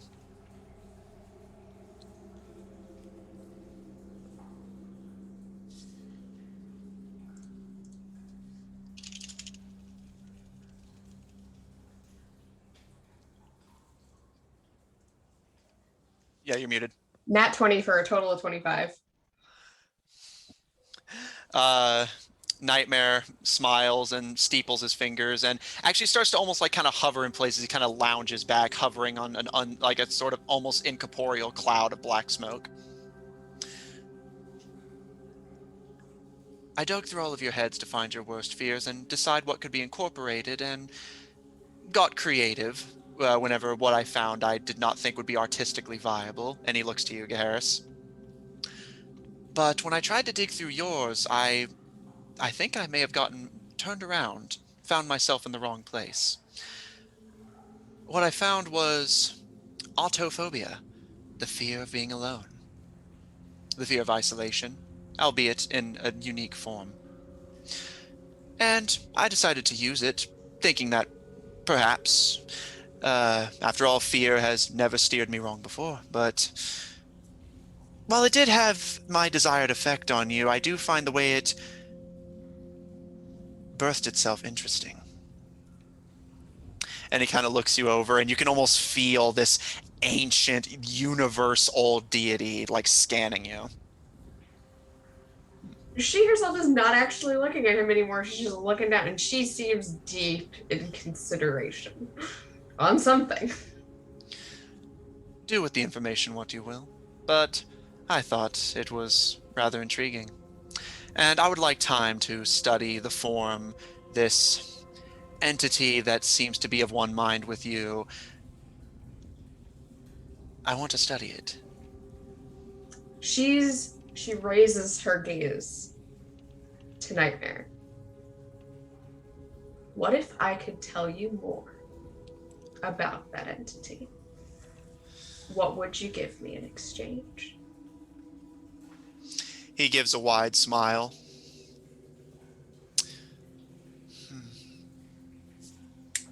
He snaps his fingers, and you hear a kind of slight from Moscow as he's picked up off the ground by an unseen force and dragged to hover kind of off to the side between the two of you as Nightmare almost lounges forward on this couch of black smoke as he looks at you.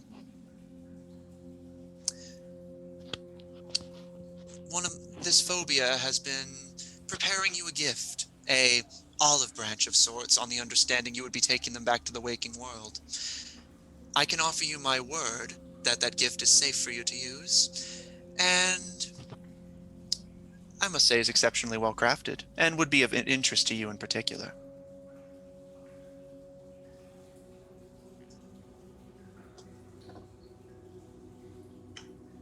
Deal. Tell me everything. Not everything, but more. For everything, you'll also have to promise assistance with something particular.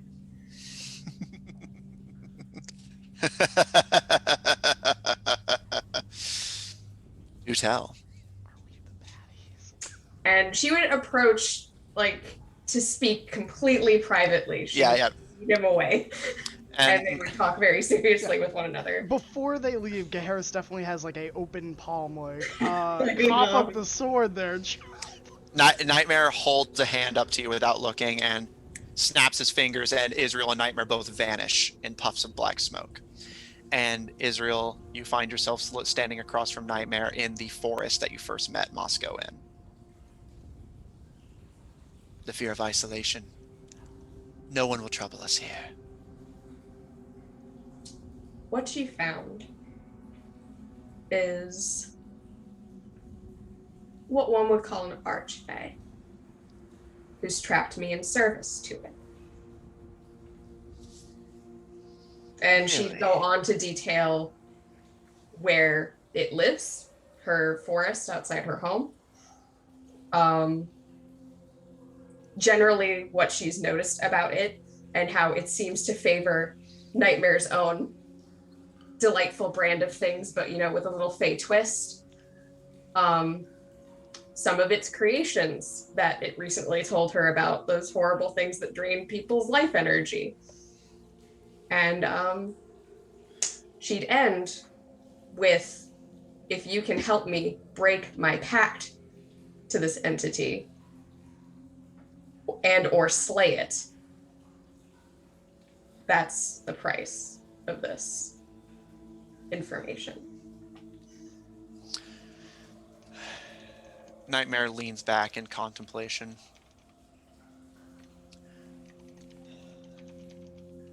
Understand, Israel Blackthorn, that I am not an entity of death. I have no power to kill anyone, let alone an entity as powerful as this. For that, you would need to talk to the lords of the domains of death, or perhaps even life. But I can tell you what the creature fears, if you would consider that an equal price. And she agrees. She just gives a nod. Very well. The entity is afraid of loneliness. Its actions towards you and towards others are its strange, alien-minded way of ensuring that those it finds companionship in can never leave, whether they want to or not. They've lost people in the past and intend to make sure it never happens again.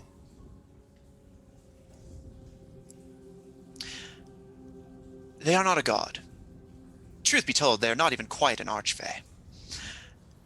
What you are afraid of, Israel, is a child that got too powerful and people were afraid. And when people are afraid of something, that gives it power.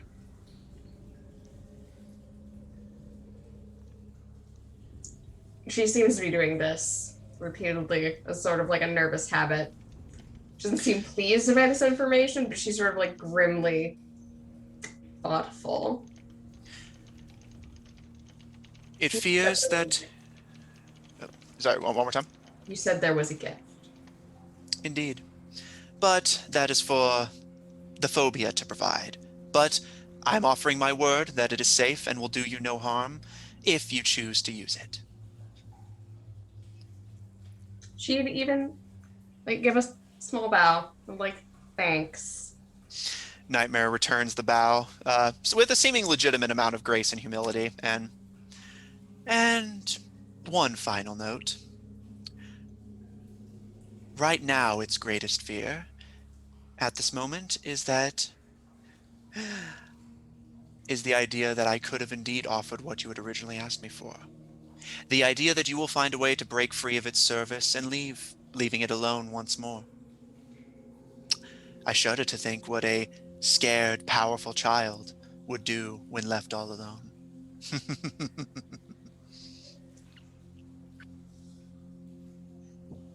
She just seems to take that in, but she doesn't seem particularly upset about that. In fact, she looks a little bit calculating as she'd be ready to be whisked back to where the others are. Nightmare gives a smile and snaps his fingers. While Israel and Nightmare were away, what were the rest of you doing, if anything?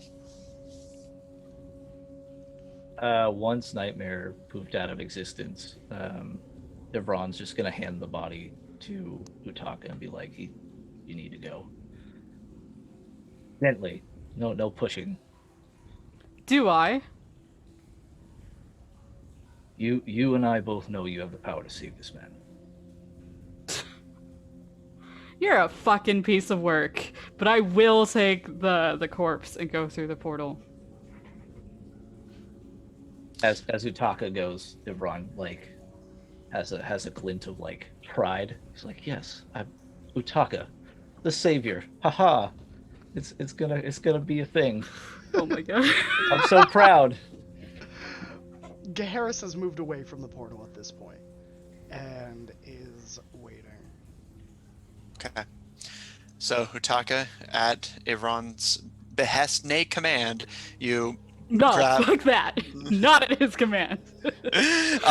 You hoist the bleeding body of the summoner and jump through the portal, and your vision goes black.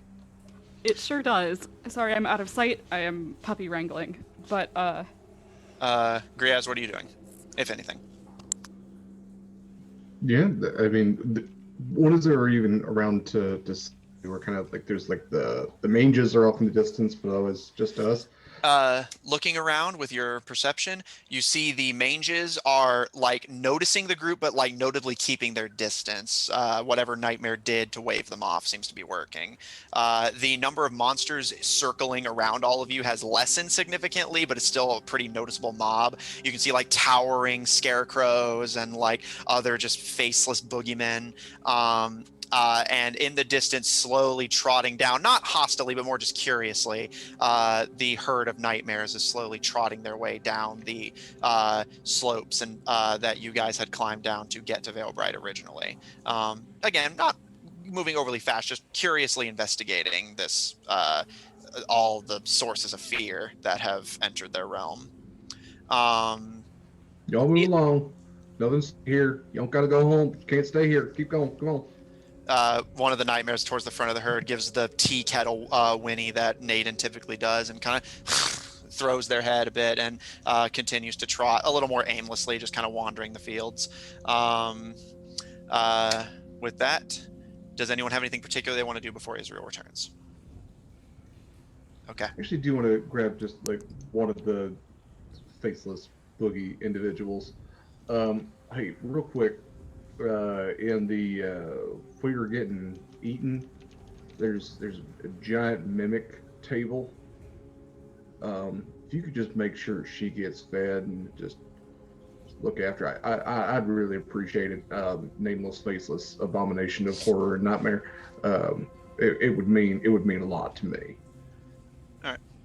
I'll say that as you approach the kind of faceless shadows, one steps forward and actually takes a more corporeal form. You see the same white-haired, dark-skinned, and green-eyed creature that had assailed you in the fear of aliens, taking on a more convincing humanoid form now, adorned in a very cute, childish red jacket with skinnier black leggings, as they give a wide, unnaturally toothy smile at you. And as you talk, they give you a nod. Okay. Okay, yeah. He's crying without knowing it. He's just this is normal now. Yeah, all right then. The creature gives you a smile and fades back into smoke. And the smoke congeals up in the air before depositing down, and Nightmare and Israel reappear. Nightmare with their arms crossed and a wide smile as they glance to where Hutaka and Joshua Sr. no longer are, and glance to you, Gaheris. A parting gift. And they reach to the side, and as if from the air itself, smoke begins to form a long bladed longsword.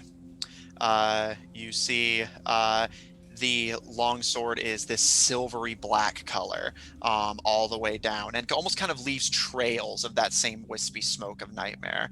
And Nightmare kind of gives a few experimental swings of it before giving a nod, throwing it into the air and catching it by the blade and holding the handle out to you, Gaheris. A most gracious gift. I will take it by the handle.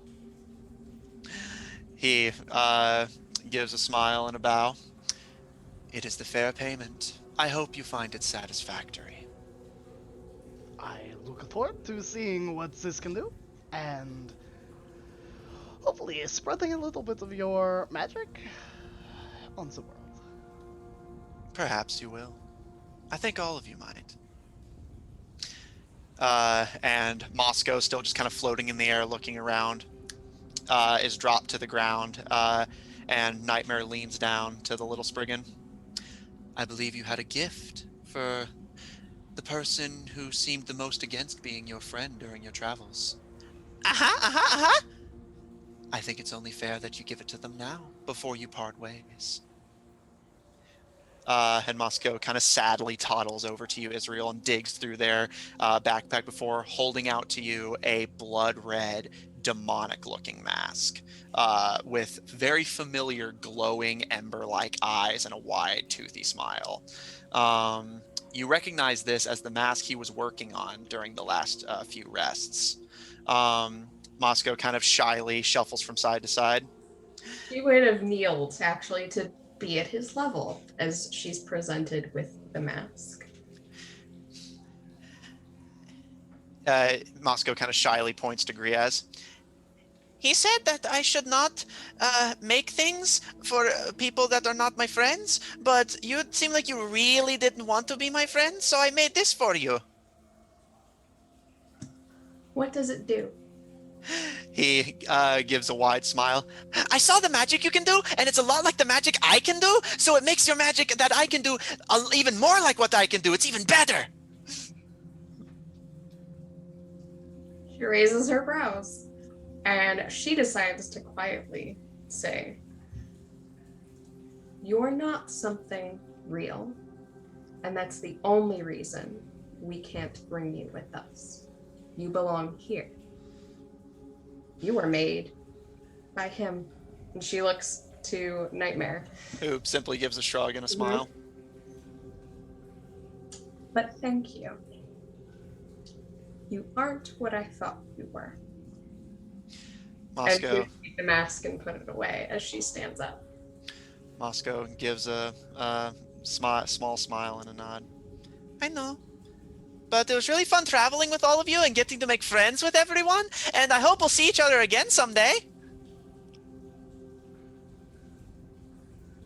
Probably in our dreams. Moscow, real quick, does that mask do anything it's not supposed to? Huh? You said it makes her powers more like your power, all that kind of stuff. What are the unintended side effects? Does it do bad things?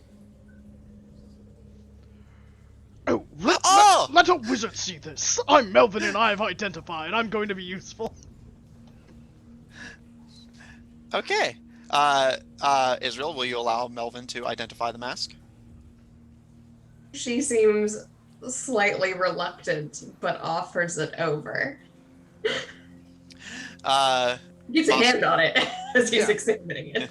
All right. I'll say as Melvin's identifying it, Moscow turns to you, Griaz, and well, I wanted to make sure that nobody but them could use it, so if anyone else tries to wear it, he seems to kind of slip his mind for a moment before. I don't remember. All right, then. All right, well, it seems like your daddy's nightmare, so that is oddly fitting. Just wide needle-tooth smile. Yeah, it was interesting meeting you, little fella. Thank you, mister. And he gives a bow and a tip of the hat, revealing his small blue bald head as he puts the straw hat back over it. And he runs towards you for a hug, Ivron, and kind of glances through the portal and looks to you, Harris. Can you tell the other blue person that I said hello and goodbye, and that I hope we see each other again, and I hope we are still friends, and I hope we can be friends again? It would be my pleasure. I see no harm in that. Thank you, mister. And he squeezes you tighter, Ivron, before stepping away. And Graham, I will let you deliver how Melvin wants to say this, but so identify. Does it tell you about all things the item can do? It won't tell me Or- about curses. I know Okay, that so much. so no curses, but it does tell you all the effects. Okay. Yeah. Melvin identifies this as Moscow's Mask, a artifact that requires attunement by an Archfey warlock. Although non-Archfey warlocks can attune to it, but as Moscow has already said, attunement by someone who does not fit that description may experience some unintended side effects that Moscow himself seems to forget. Melvin would know that attuning to and wearing the mask gives the wearer 5 new Eldritch invocations on top of the ones they already have. Any spells they cast are drawn from a pool of 5 charges. Israel, if you attune to and wear this mask, you will gain the Eldritch invocations Ascendant Step, Beguiling Influence, Bewitching Whispers, Sculptor of Flesh, and Sign of Ill Omen. Any of those that cast spells. Yeah, I have it on D&D Beyond. I just add it to your inventory from D&D Beyond. Okay. Cool. And any of those that cast spells are drawn from a pool of 5 charges rather than spell slots. So that is what Melvin knows about Moscow's Mask. Which means Melvin also knows that she's an Archfey warlock. Yeah. Shouldn't be as decided. Yeah. Be surprised. Yeah, at this point, it's one of the worst kept secrets in the campaign. Yeah. Well, it has a pool of 5 magical uses. You can use this item to cast additional abilities. It also adds some other benefits, and Melvin will list them off and be marvelous, truly marvelous. Also, was this created by a spell? And if so, what spell created it? Does it have to be a spell or just magic? Just identify specifically says... if it's created by a spell, then he'll know the spell. But if it's not a spell, then he wouldn't know it, yeah. Then he has no idea. Yeah. But yeah, and Kari, if you check D&D Beyond, there is an item called Moscow's Mask, which you can add to your inventory. It is a artifact. Held. Here, I'll put the spelling in. I'll put it in the GSIA chat. Hell yeah.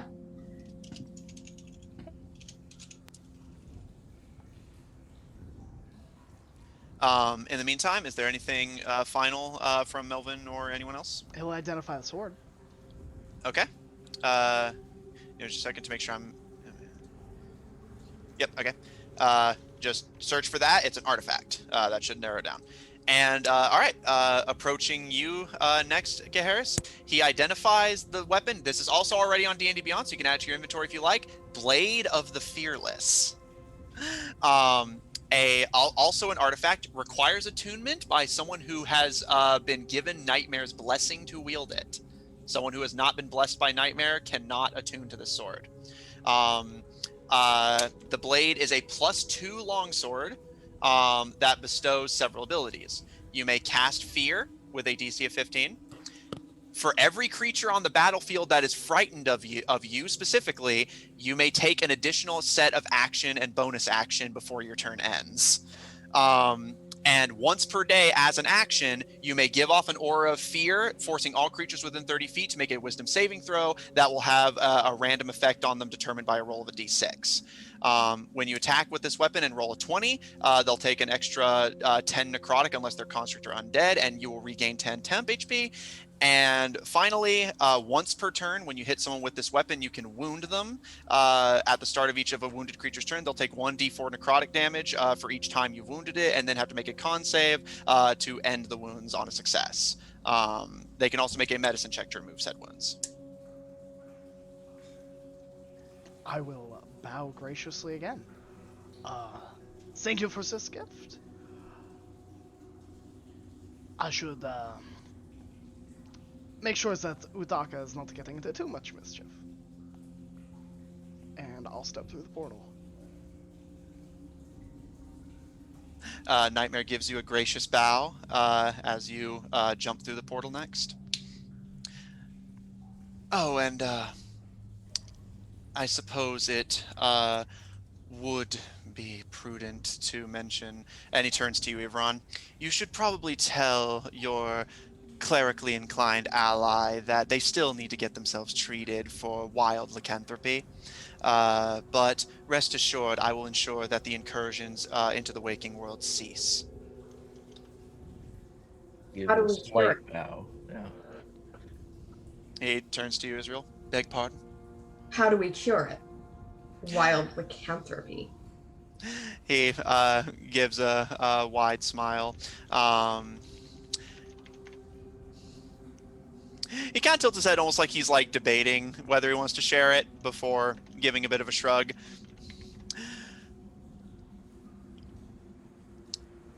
There is a procedure not too dissimilar to what you would undergo to remove typical lycanthropy. And he kind of smiles a little bit. I would recommend knocking them unconscious before the procedure. And he holds up his hands that are ordinarily gloved, and the gloves slowly slide off magically to reveal like sickly, pale, almost skeletal hands. An injection of Wolf's Bane into the wrists. But I've heard it's incredibly painful and would recommend, as I said, that they be unconscious for this. Gotcha. Will the wild magic lycanthropy stop? Will you close this portal once we go through? Indeed, there will be no further incursions. However, it will be up to you and your people to cure the existing infected. I am not an entity of disease, I am one of fear. She'd nod and then sort of salute him and hop in. He gives you a bow, and you jump through. He turns to you, Ivron. Your fears were an interesting set to be working with. I don't know if I should be appreciative of that. You should be. Everyone's afraid of something, even if they think they're not. It's just a matter of how interesting your fear happens to be. Well, I'm glad that you had fun. You are all beautiful canvases to paint on. And he kind of glances through the portal and glances back to you and gives a smile. I do hope that being given my blessing doesn't go to his head. Well, that's why I'm here. Mm. And if everyone else has Melvin gone to the portal? No, Uh, I'm very much still here. Yeah, Melvin hasn't gone through it yet, so. Okay. I think Uh, LeBron's just waiting for everyone to go through to be accountable for everybody. Melvin will Okay. go through. All right. Nightmare kind of watches Melvin go with a tilt of the head, kind of interested. And after Melvin has gone through, he turns to Ivron and Griaz again. It is a shame I didn't have the chance to exploit the wizard's fears more deeply, but I suppose it would have been, what is it they say? Running up the score at that point?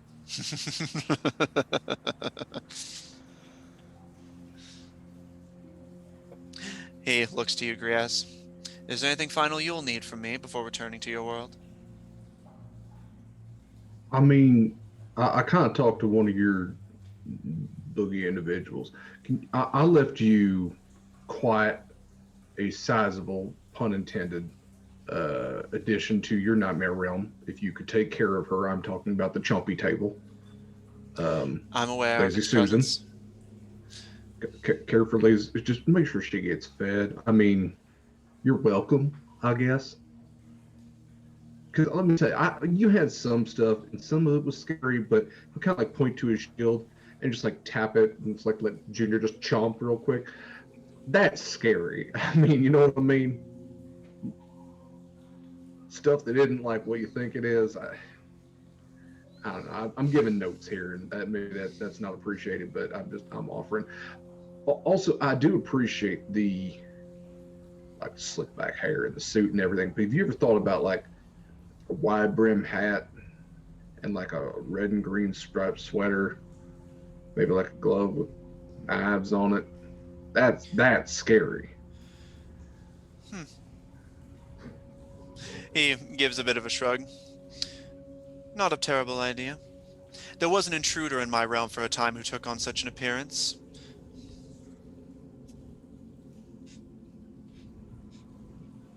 It was, yeah, okay.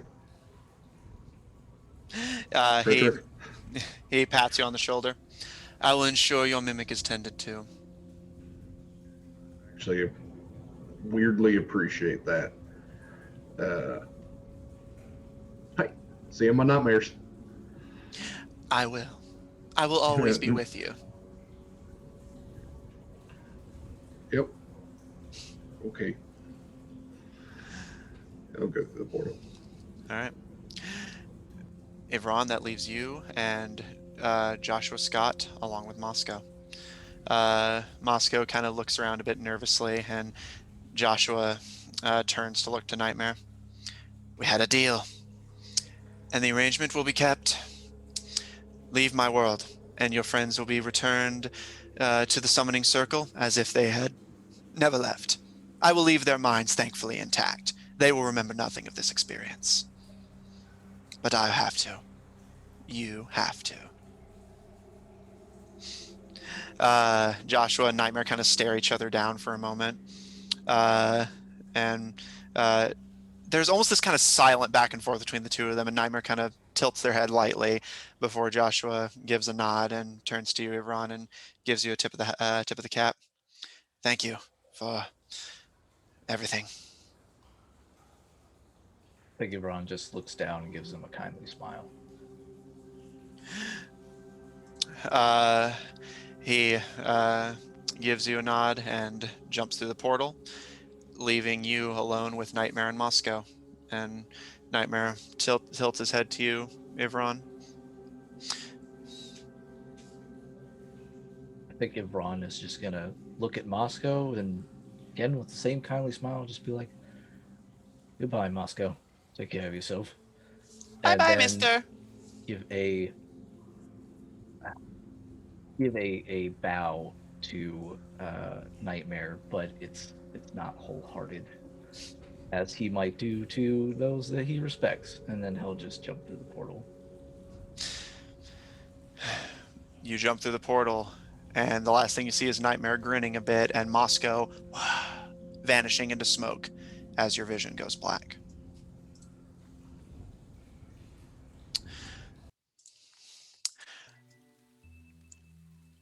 You all open your eyes and find yourselves all awaking in the streets of Valebright, still in that same deserted and damaged state that the wild lycanthropy infections have left them in.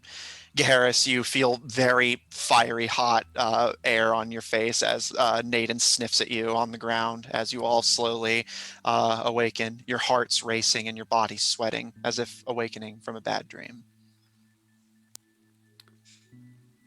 All at the same time? Yes.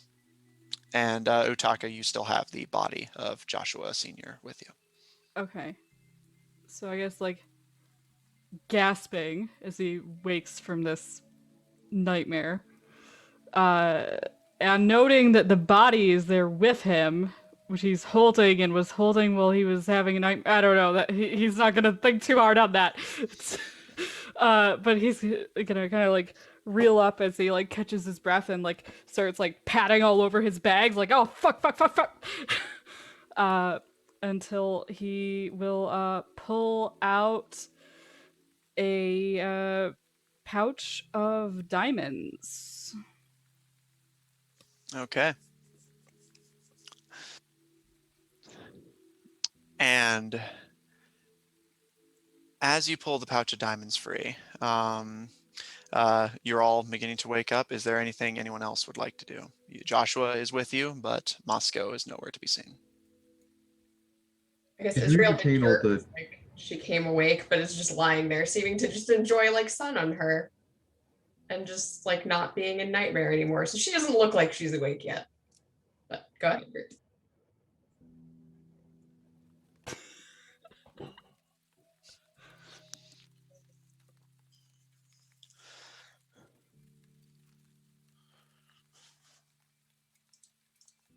Did we keep all the damage from the Nightmare Realm? Yes, you are still bearing any wounds you took. However, items stayed consistent as well. Are we in a? Is this like a busy street? No, like I said, the night Veilbright is still in the same kind of like dilapidated, like messed up state from the wild lycanthropy infection. So the streets are pretty quiet right now. However, you do see two figures down the street talking to each other, seeming to have not noticed you. Uh, right away, a small gnomish woman and a taller human man dressed in wizardly garb, just talking fervently to each other. And for a moment, you all have to kind of blink. You can see for a brief instance a trail of black wispy smoke from the gnomish woman's mouth snake through the air before vanishing in a puff in the center of all of you. And looking around, you all appear to have returned in almost like a circle. As you see Mistra and Dr. Tails of the GSIA striding towards you, not appearing to have immediately noticed you as they are fervently in conversation with each other. I will be feverishly trying to cast Revivify because there's a time limit on this thing. All right. I cannot be dawdling, paying Yeah. attention to walking people. But Alright. upon waking up, Ron's gonna like assist and be like frantically trying to be the nurse to the doctor here. Like, oh my god, what can we do? Do you need a Get out scalpel? of my... No! Move! He's just like trying to like push your arms away while he's getting this. It's a pretty accurate doctor-nurse relationship right there. All right. I will say, for a spell like this, he will not be calling for Umberlee's help. I think this is something that he would be communing with Ninklim for. Okay. Life and death sort of thing. All right. Noted. Ivron attempts to help you, but you wave him off and begin to pray to Ninkalim as you gather the diamonds from one of your small pouches to attempt to revive the Children of Red Sight summoner. In the meantime, Griaz and Israel, what are the two of you doing? Israel is lying on the ground. She has her eyes closed. She seems actually quite peaceful, just lying there, seeming to soak up the fact that she's like not in nightmare. Enjoying the sunlight on her face, letting herself process for a second in relative safety. Yeah, she's just chilling on the ground. She's got wounds, obviously. She doesn't look incredible by any means, but her gashes probably aren't like bleeding profusely. They're just sort of oozing. But she looks relatively fine. But she is definitely not gun-hoing to go anywhere. She's fine with whatever chanting nonsense is going on over there. She's gonna take a minute. Okay. And Griaz, anything? Yeah, he'll just stand up, kind of survey the ER scene, just kind of let them do their thing. That's cleric bullshit. Israel, you good? Thumbs up, thumbs down? And without opening her eyes, she's like, if you've got energy, I wouldn't mind. Cure wounds, or you want to get carried? Which one are you looking for? Why not both? Column A, column B. All right. Just kind of like firemen, like when you grab the arm, you just sling them over their shoulder, and just kind of pat on her back, just cure wounds. That's nice. And she pats you on the back. It's like, thanks. I think Garnet skitters sort of out of Griaz's fur and kind of like crawls onto your shoulder, Kari, and like pokes at you, like poke.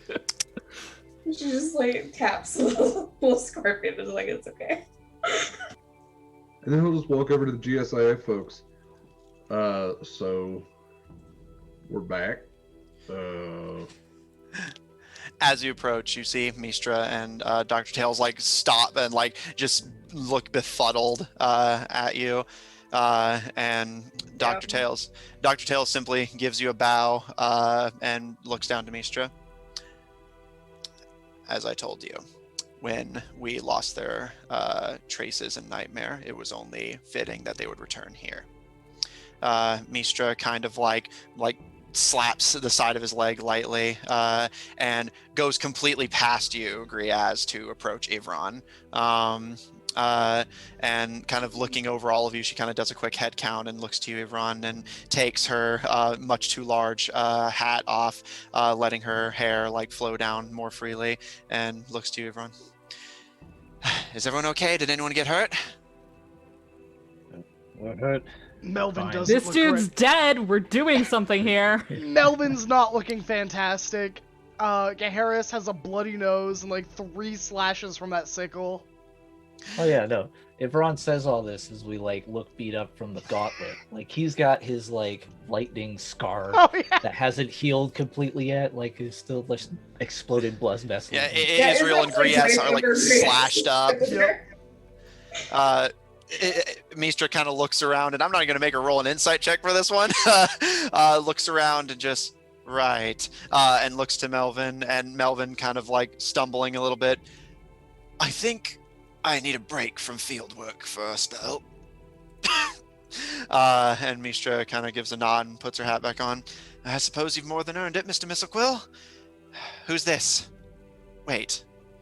And she kind of looks over the face. Looks to you, Taka, reviving him, and looks to Joshua Jr., who simply gives a nod, and Mistra just kind of steps back in shock as Hutaka, you perform your revival spell. And Presuming Tails is nearby Griaz and Israel, she would sort of like wave from her spot on Griaz's back and inform him of that cure for the magical lycanthropy and how they're going to need to administer it. Dr. Tails kind of like gives a nod. I suppose that makes sense. And he gives you a nod. And you can hear him just muttering like medical jargon to himself as he watches Utaka. As you do this, Utaka, you see a fly perch and land on the chest of Joshua Sr. And it hovers there for a moment, rubs its little fly hands together. There's like a pulse visibly going through the body as Joshua Sr. Reawakens. I reflexively punch him in the face. And he like, HP, man. Non-lethally. Yeah, no, I I get it. reflexively, non-lethally punch him in the are you trying to do you want to knock him out, or is this more just like I think column A, Between column melting B. his face off. make an you attack know, roll? Welcome back. He's prone, so I was gonna give you advantage anyway, so Socks him right on the jaw, knocks him clear into unconsciousness. Yeah. Oh, Good news, everyone! I've recovered my senator! So that I'm would, okay. Oh, Oh. so dead. that would be an 18 plus something. Yeah, that'll hit. Oh, what is he? Hold on, I hit a prone, nearly dead man. Thank goodness. An elderly man who's a spellcaster, not a frontline fighter, and a summoner spellcaster at that. A 21. Okay, you hit. Hitting a sick he- elderly person. You all see his hand reflexively tighten as if he's trying to grab for the sickle that no longer exists before Taka reflexively punches and he falls unconscious. I promptly. only dealt 1 damage. But he That revives is how with 1 strong my health. unarmed strike is. he revives with 1 health with Revivify though, so Yeah, you sent him straight back into unconsciousness. Congrats. Utaka. He was coming at me! That is very fine. I mean, we do not know if he is himself or if he still has any sanity. It's probably better that we keep him unconscious and put him in a place where we can keep him safe from himself. I mean, and you from saw everyone that. He was other like coming at me. Ron's Right. inspecting his face like, oh, well, he's alive. And then he just turned to Utaka and be like, you did it. And he would like laugh and actually give Utaka What? a hug and be like, yeah, I'm proud of you, man. You did it. You saved him. You didn't melt his face off. I did do it. The fuck? I'm very proud of you. This is a wondrous You're moment. such an asshole! I will like grab Imran and like shake him a bit. Ron's 6'2", like 250 pounds. I shake him minorly. Like, More that Utaka is taken up in the hug and Yeah. willingly. yeah, like Minor shake. Mistra kind of looks over all of Got it. this. Okay, color me confused. I sent you in there to figure out where the infections were coming from and track down one of our researchers. You came back with 2 of our researchers. Did you at least do what I sent you in there to do? The Fine. werewolves were due to Joshua Sr. Really? He has gone quite mad. And is with the children of Red Sight. So we apprehended him, killed him, brought him back. He is back, right? I wasn't paying attention. Good job, Nathan. And on top of that, we also... Did I miss anything? Oh, We got here, guns. and I will What- toss her a gun, which is unloaded, the pistol. I have a thing. I rolled to see if he would do this. I rolled very high. So I think amidst this shock that he has actually successfully brought someone back to life, that's a first in his life. And amidst this hug and all this adrenaline and stuff, I think Utaka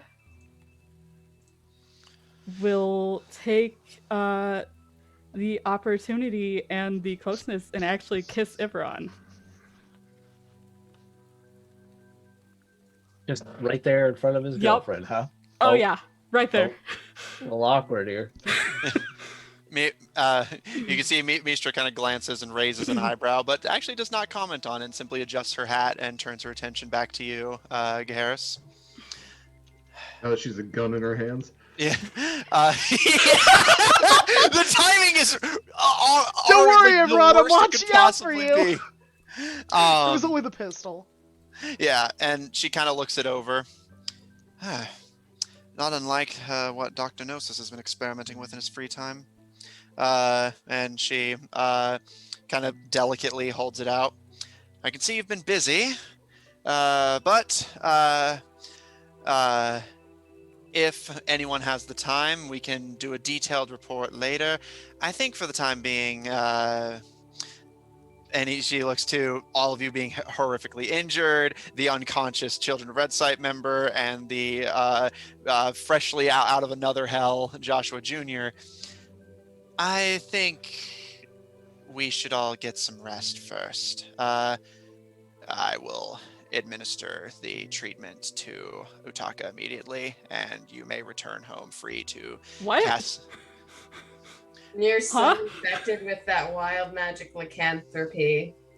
Israel Like, says, slightly muffled. I assume he stumbles away from Ivron. I don't know. Is Ivron letting go? Ibron's in shock. He doesn't know what to do with himself.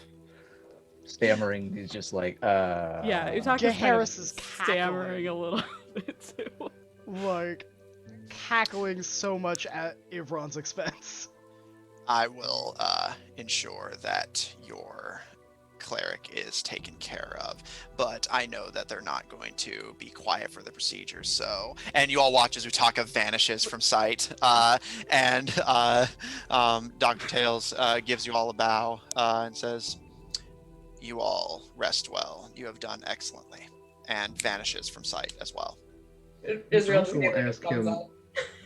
I was going to ask him if spontaneous kissing was a side effect of the lycanthropy, but I guess we'll never know now. So, In my experience, it's mostly adrenaline that does that.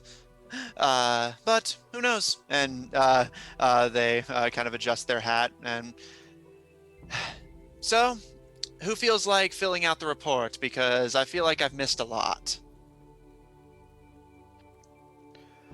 I suppose the Yeah, least I can adrenaline. do is let our captain have a night off. I will so graciously fill out some paperwork.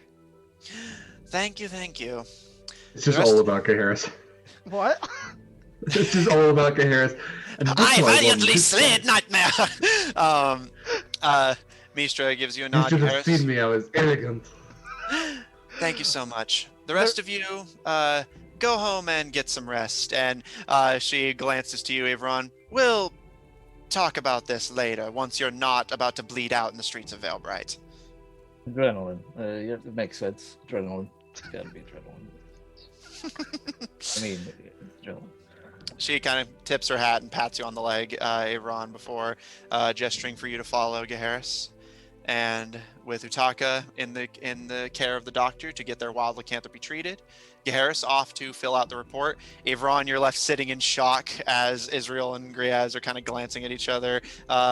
Garnet still kind of scuttling on Israel's shoulder. Yeah, Israel's comfortably over Griaz's back, and she's just dangling there. She's fine. She's ready to go home.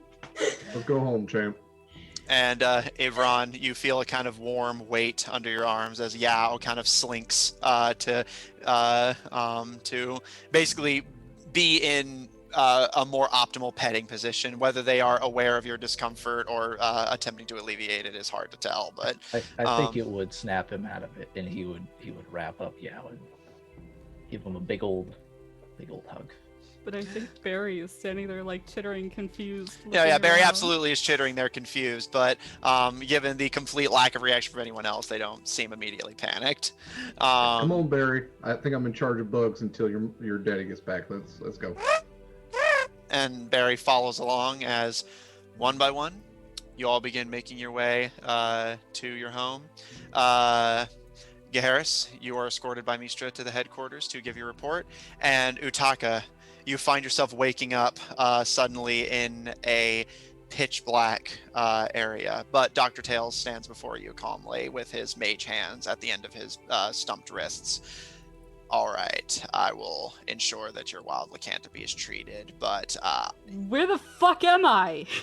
you're in a demi-plane of my creation. It's of no What the particular- fuck's a demi-plane? Okay, this is what I was worried about. Why don't we just... And Utaka, your vision goes black as you pass out immediately. And that is where we're going to end tonight's session. Oh. When Utaka gets back to the house, they'll find Garnet just waiting on the bed. Yeah, and Barry. In bed. Yeah. Israel's gonna have like... Well, sorry, not Israel. Gaharis is going to have a full report that's like, so we definitely need to be on the lookout for a giant monstrosity that Griaz created. Yeah, just keep an eye on that. Yeah, you didn't like them There's before. nightmares. You didn't like them before. Well, you're not gonna like them now. All right. So, you've all returned safely to Veilbright. Utaka is getting their wild lycanthropy treated. Gaharis is off to fill out the reports, and a few of you have either new artifacts to contemplate or new changes in relationship dynamic to consider. As Do you we all, get a level up? yes, you all level up. Yeah! We did it! They said it wouldn't be done! Yes, you have beaten Joshua Drake Scott Sr., the Children of Red Sight member of Intimidation. You have all leveled up. Israel and Gaharis, you may add your new magic items, and you are all allowed to keep the things you got in Nightmare. However, your guns have a incredibly limited ammunition supply. I've been keeping track of it, so. Yeah, and I have it tracked on my end as well, just in case. So, Israel has some information to contemplate regarding their patron. Griaz is a proud father of a horrifying monster mimic. Avron has some things to contemplate. Gaharis has paperwork to do, and Utaka's got to get some shots. Poor boy. So yeah, that's where we're going to end off. Graham, you usually decide what order we do our ending in. So. Gosh, I always mute myself. Why? Hey everyone, thanks for tuning in and watching us tonight. We love all of you deeply and from the bottom of our hearts. Thank you for watching this thing that we are so passionate about. It's a lovely experience just to have you here and share this with you. But if you'd like to see more of us, we are all around the internet, so why don't some of us tell you about where you can find us and what projects we have going on, and I'll go last. Hey, everybody. Oh, yeah, go ahead. I'm faster. Yeah. Hey everybody, it's me, Kari. You can find me here on this channel doing many different things. Mostly you'll find me here every Friday. You might find me tomorrow at some point, depending, doing another of our April Indie TTRPG month funness. I'll be playing in a game of Mothership. You will also find me every other Tuesday in the Anarian's Rest campaign, which I believe is this coming Tuesday. So look out for me there. But otherwise, here's it for me. See you guys later. Okay, now I'll go. Hi everybody, I'm Derek Sword. If you want to find any of my projects, the best place is Twitter at dsword16. Most Saturdays, Saturday evenings, I DM a campaign in the homebrew world of Tomorrow's called Horizons Call on Eva Sariad's channel. We are taking 2 weeks off, so I will actually be joining Kari tomorrow evening at 7 p.m. Eastern for that Mothership game. And then next week, we are taking off from Horizons Call as well, but we'll be back May 1st. I am also, every other Tuesday, on Graham's channel for Shards of Anarian, where I play a Knoll Ranger named Verban. And if you enjoy monsters like I clearly do, check out Monster Crush. It's a podcast where my co-host Helly and I talk about different monsters, whether they be good to smooch or be good on a date. We actually have an episode 50 coming up soon, which is going to be really exciting, but we have new episodes out every other week. And it's all about monster love and monsters loving you back. Yeah, I think that's actually it for me, weirdly enough. I will go. I was Matt, your DM. I played Nightmare and Nightmare and Nightmare and Nightmare and Joshua Senior. I was the DM of tonight's game. If you want to see more of my DMing chops, check out my Tuesday game on the Odd Tornado Productions Twitch and YouTube channels, Black Ink and Blue Blood, a politically driven campaign taking place in Gaheris and Ivron's homeland, where the party is actually currently going through the Barodel's Underdark. And so perhaps we may see a few tips of the hat to our Paladin brothers from long ago. So keep an eye on that. If you want to see any of my general writing and artistic chops, check out my webcomic Undercommon on Webtoon and Tapas, featuring the first goblin to ever become an adventurer. And if you want to see more of anything else from me or from the awesome people I get to work with, check out Odd Tornado Productions Official on Tumblr, where we have links to all of our stuff. A friend of mine has been really taken to streaming and doing videos lately, and I'm hoping we'll get to raid them at the end of this. So look forward to that. And that's it for me. Hey guys, I'm Pharaoh. I played Utaka today. You can find me here every Friday. You can also find me every other Tuesday on the Shards of Anarian with Graham and our lovely Derek Sword here. You can find me on Twitter. I believe we will post links to make that easier. And those are my only streamed projects right now, because otherwise I am spending every waking moment wrangling a puppy and not sleeping. So, I'll give more updates on that in the future. She's pretty great. But pass it off to Graham. Hi everyone, my name is Graham, or Graham Crackers, as you've probably figured out by now being on my channel. You can find me here every Friday and every Tuesday, where I DM the Shards of Anarian and Anarian's Rest campaigns on Tuesdays at 8 p.m. or 7:30 p.m. Eastern Standard. You can find me here playing Gaheris Neros, your Tiefling Paladin Oath of Conquest, every Friday at 8 p.m. You can find me every other Saturday on Polished Cryptids channel, playing Mavrin Minados, the Tiefling Sorcerer Warlock in a pirate nautical themed campaign. Outside of that, you can find me in May working on a new project for 4 sessions, but I won't tell you anything more about that for now. Instead, what I can tell you about is that I love all of you, and that you're all important to me. And you can find me on a variety of other places on the internet, such as Graham Crackers 1, which is on the profile, so I won't type in the chat. But always looking to do more things and meet new people. So, you know, if you're ever interested, pop in our Discord and we will say hi. Like this. Hi. But Hi. we look forward to seeing you later. So have a wonderful rest of the weekend. Get some sleep, get some rest, eat some snacks, and we will be back soon. Until Don't next forget time. to raid, Graham. I won't. I've got to get it back up because I had to type all the Discord channels. Yeah, I was gonna say like this feels suspicious. I was buying time, Matt! Sorry. And we are going to raid Killer Beehive. Say hi and spam those Graham love in the chat. Bye bye. We're going to be raiding in 8 seconds, so keep waving like the dumb idiots we are. Oh, man.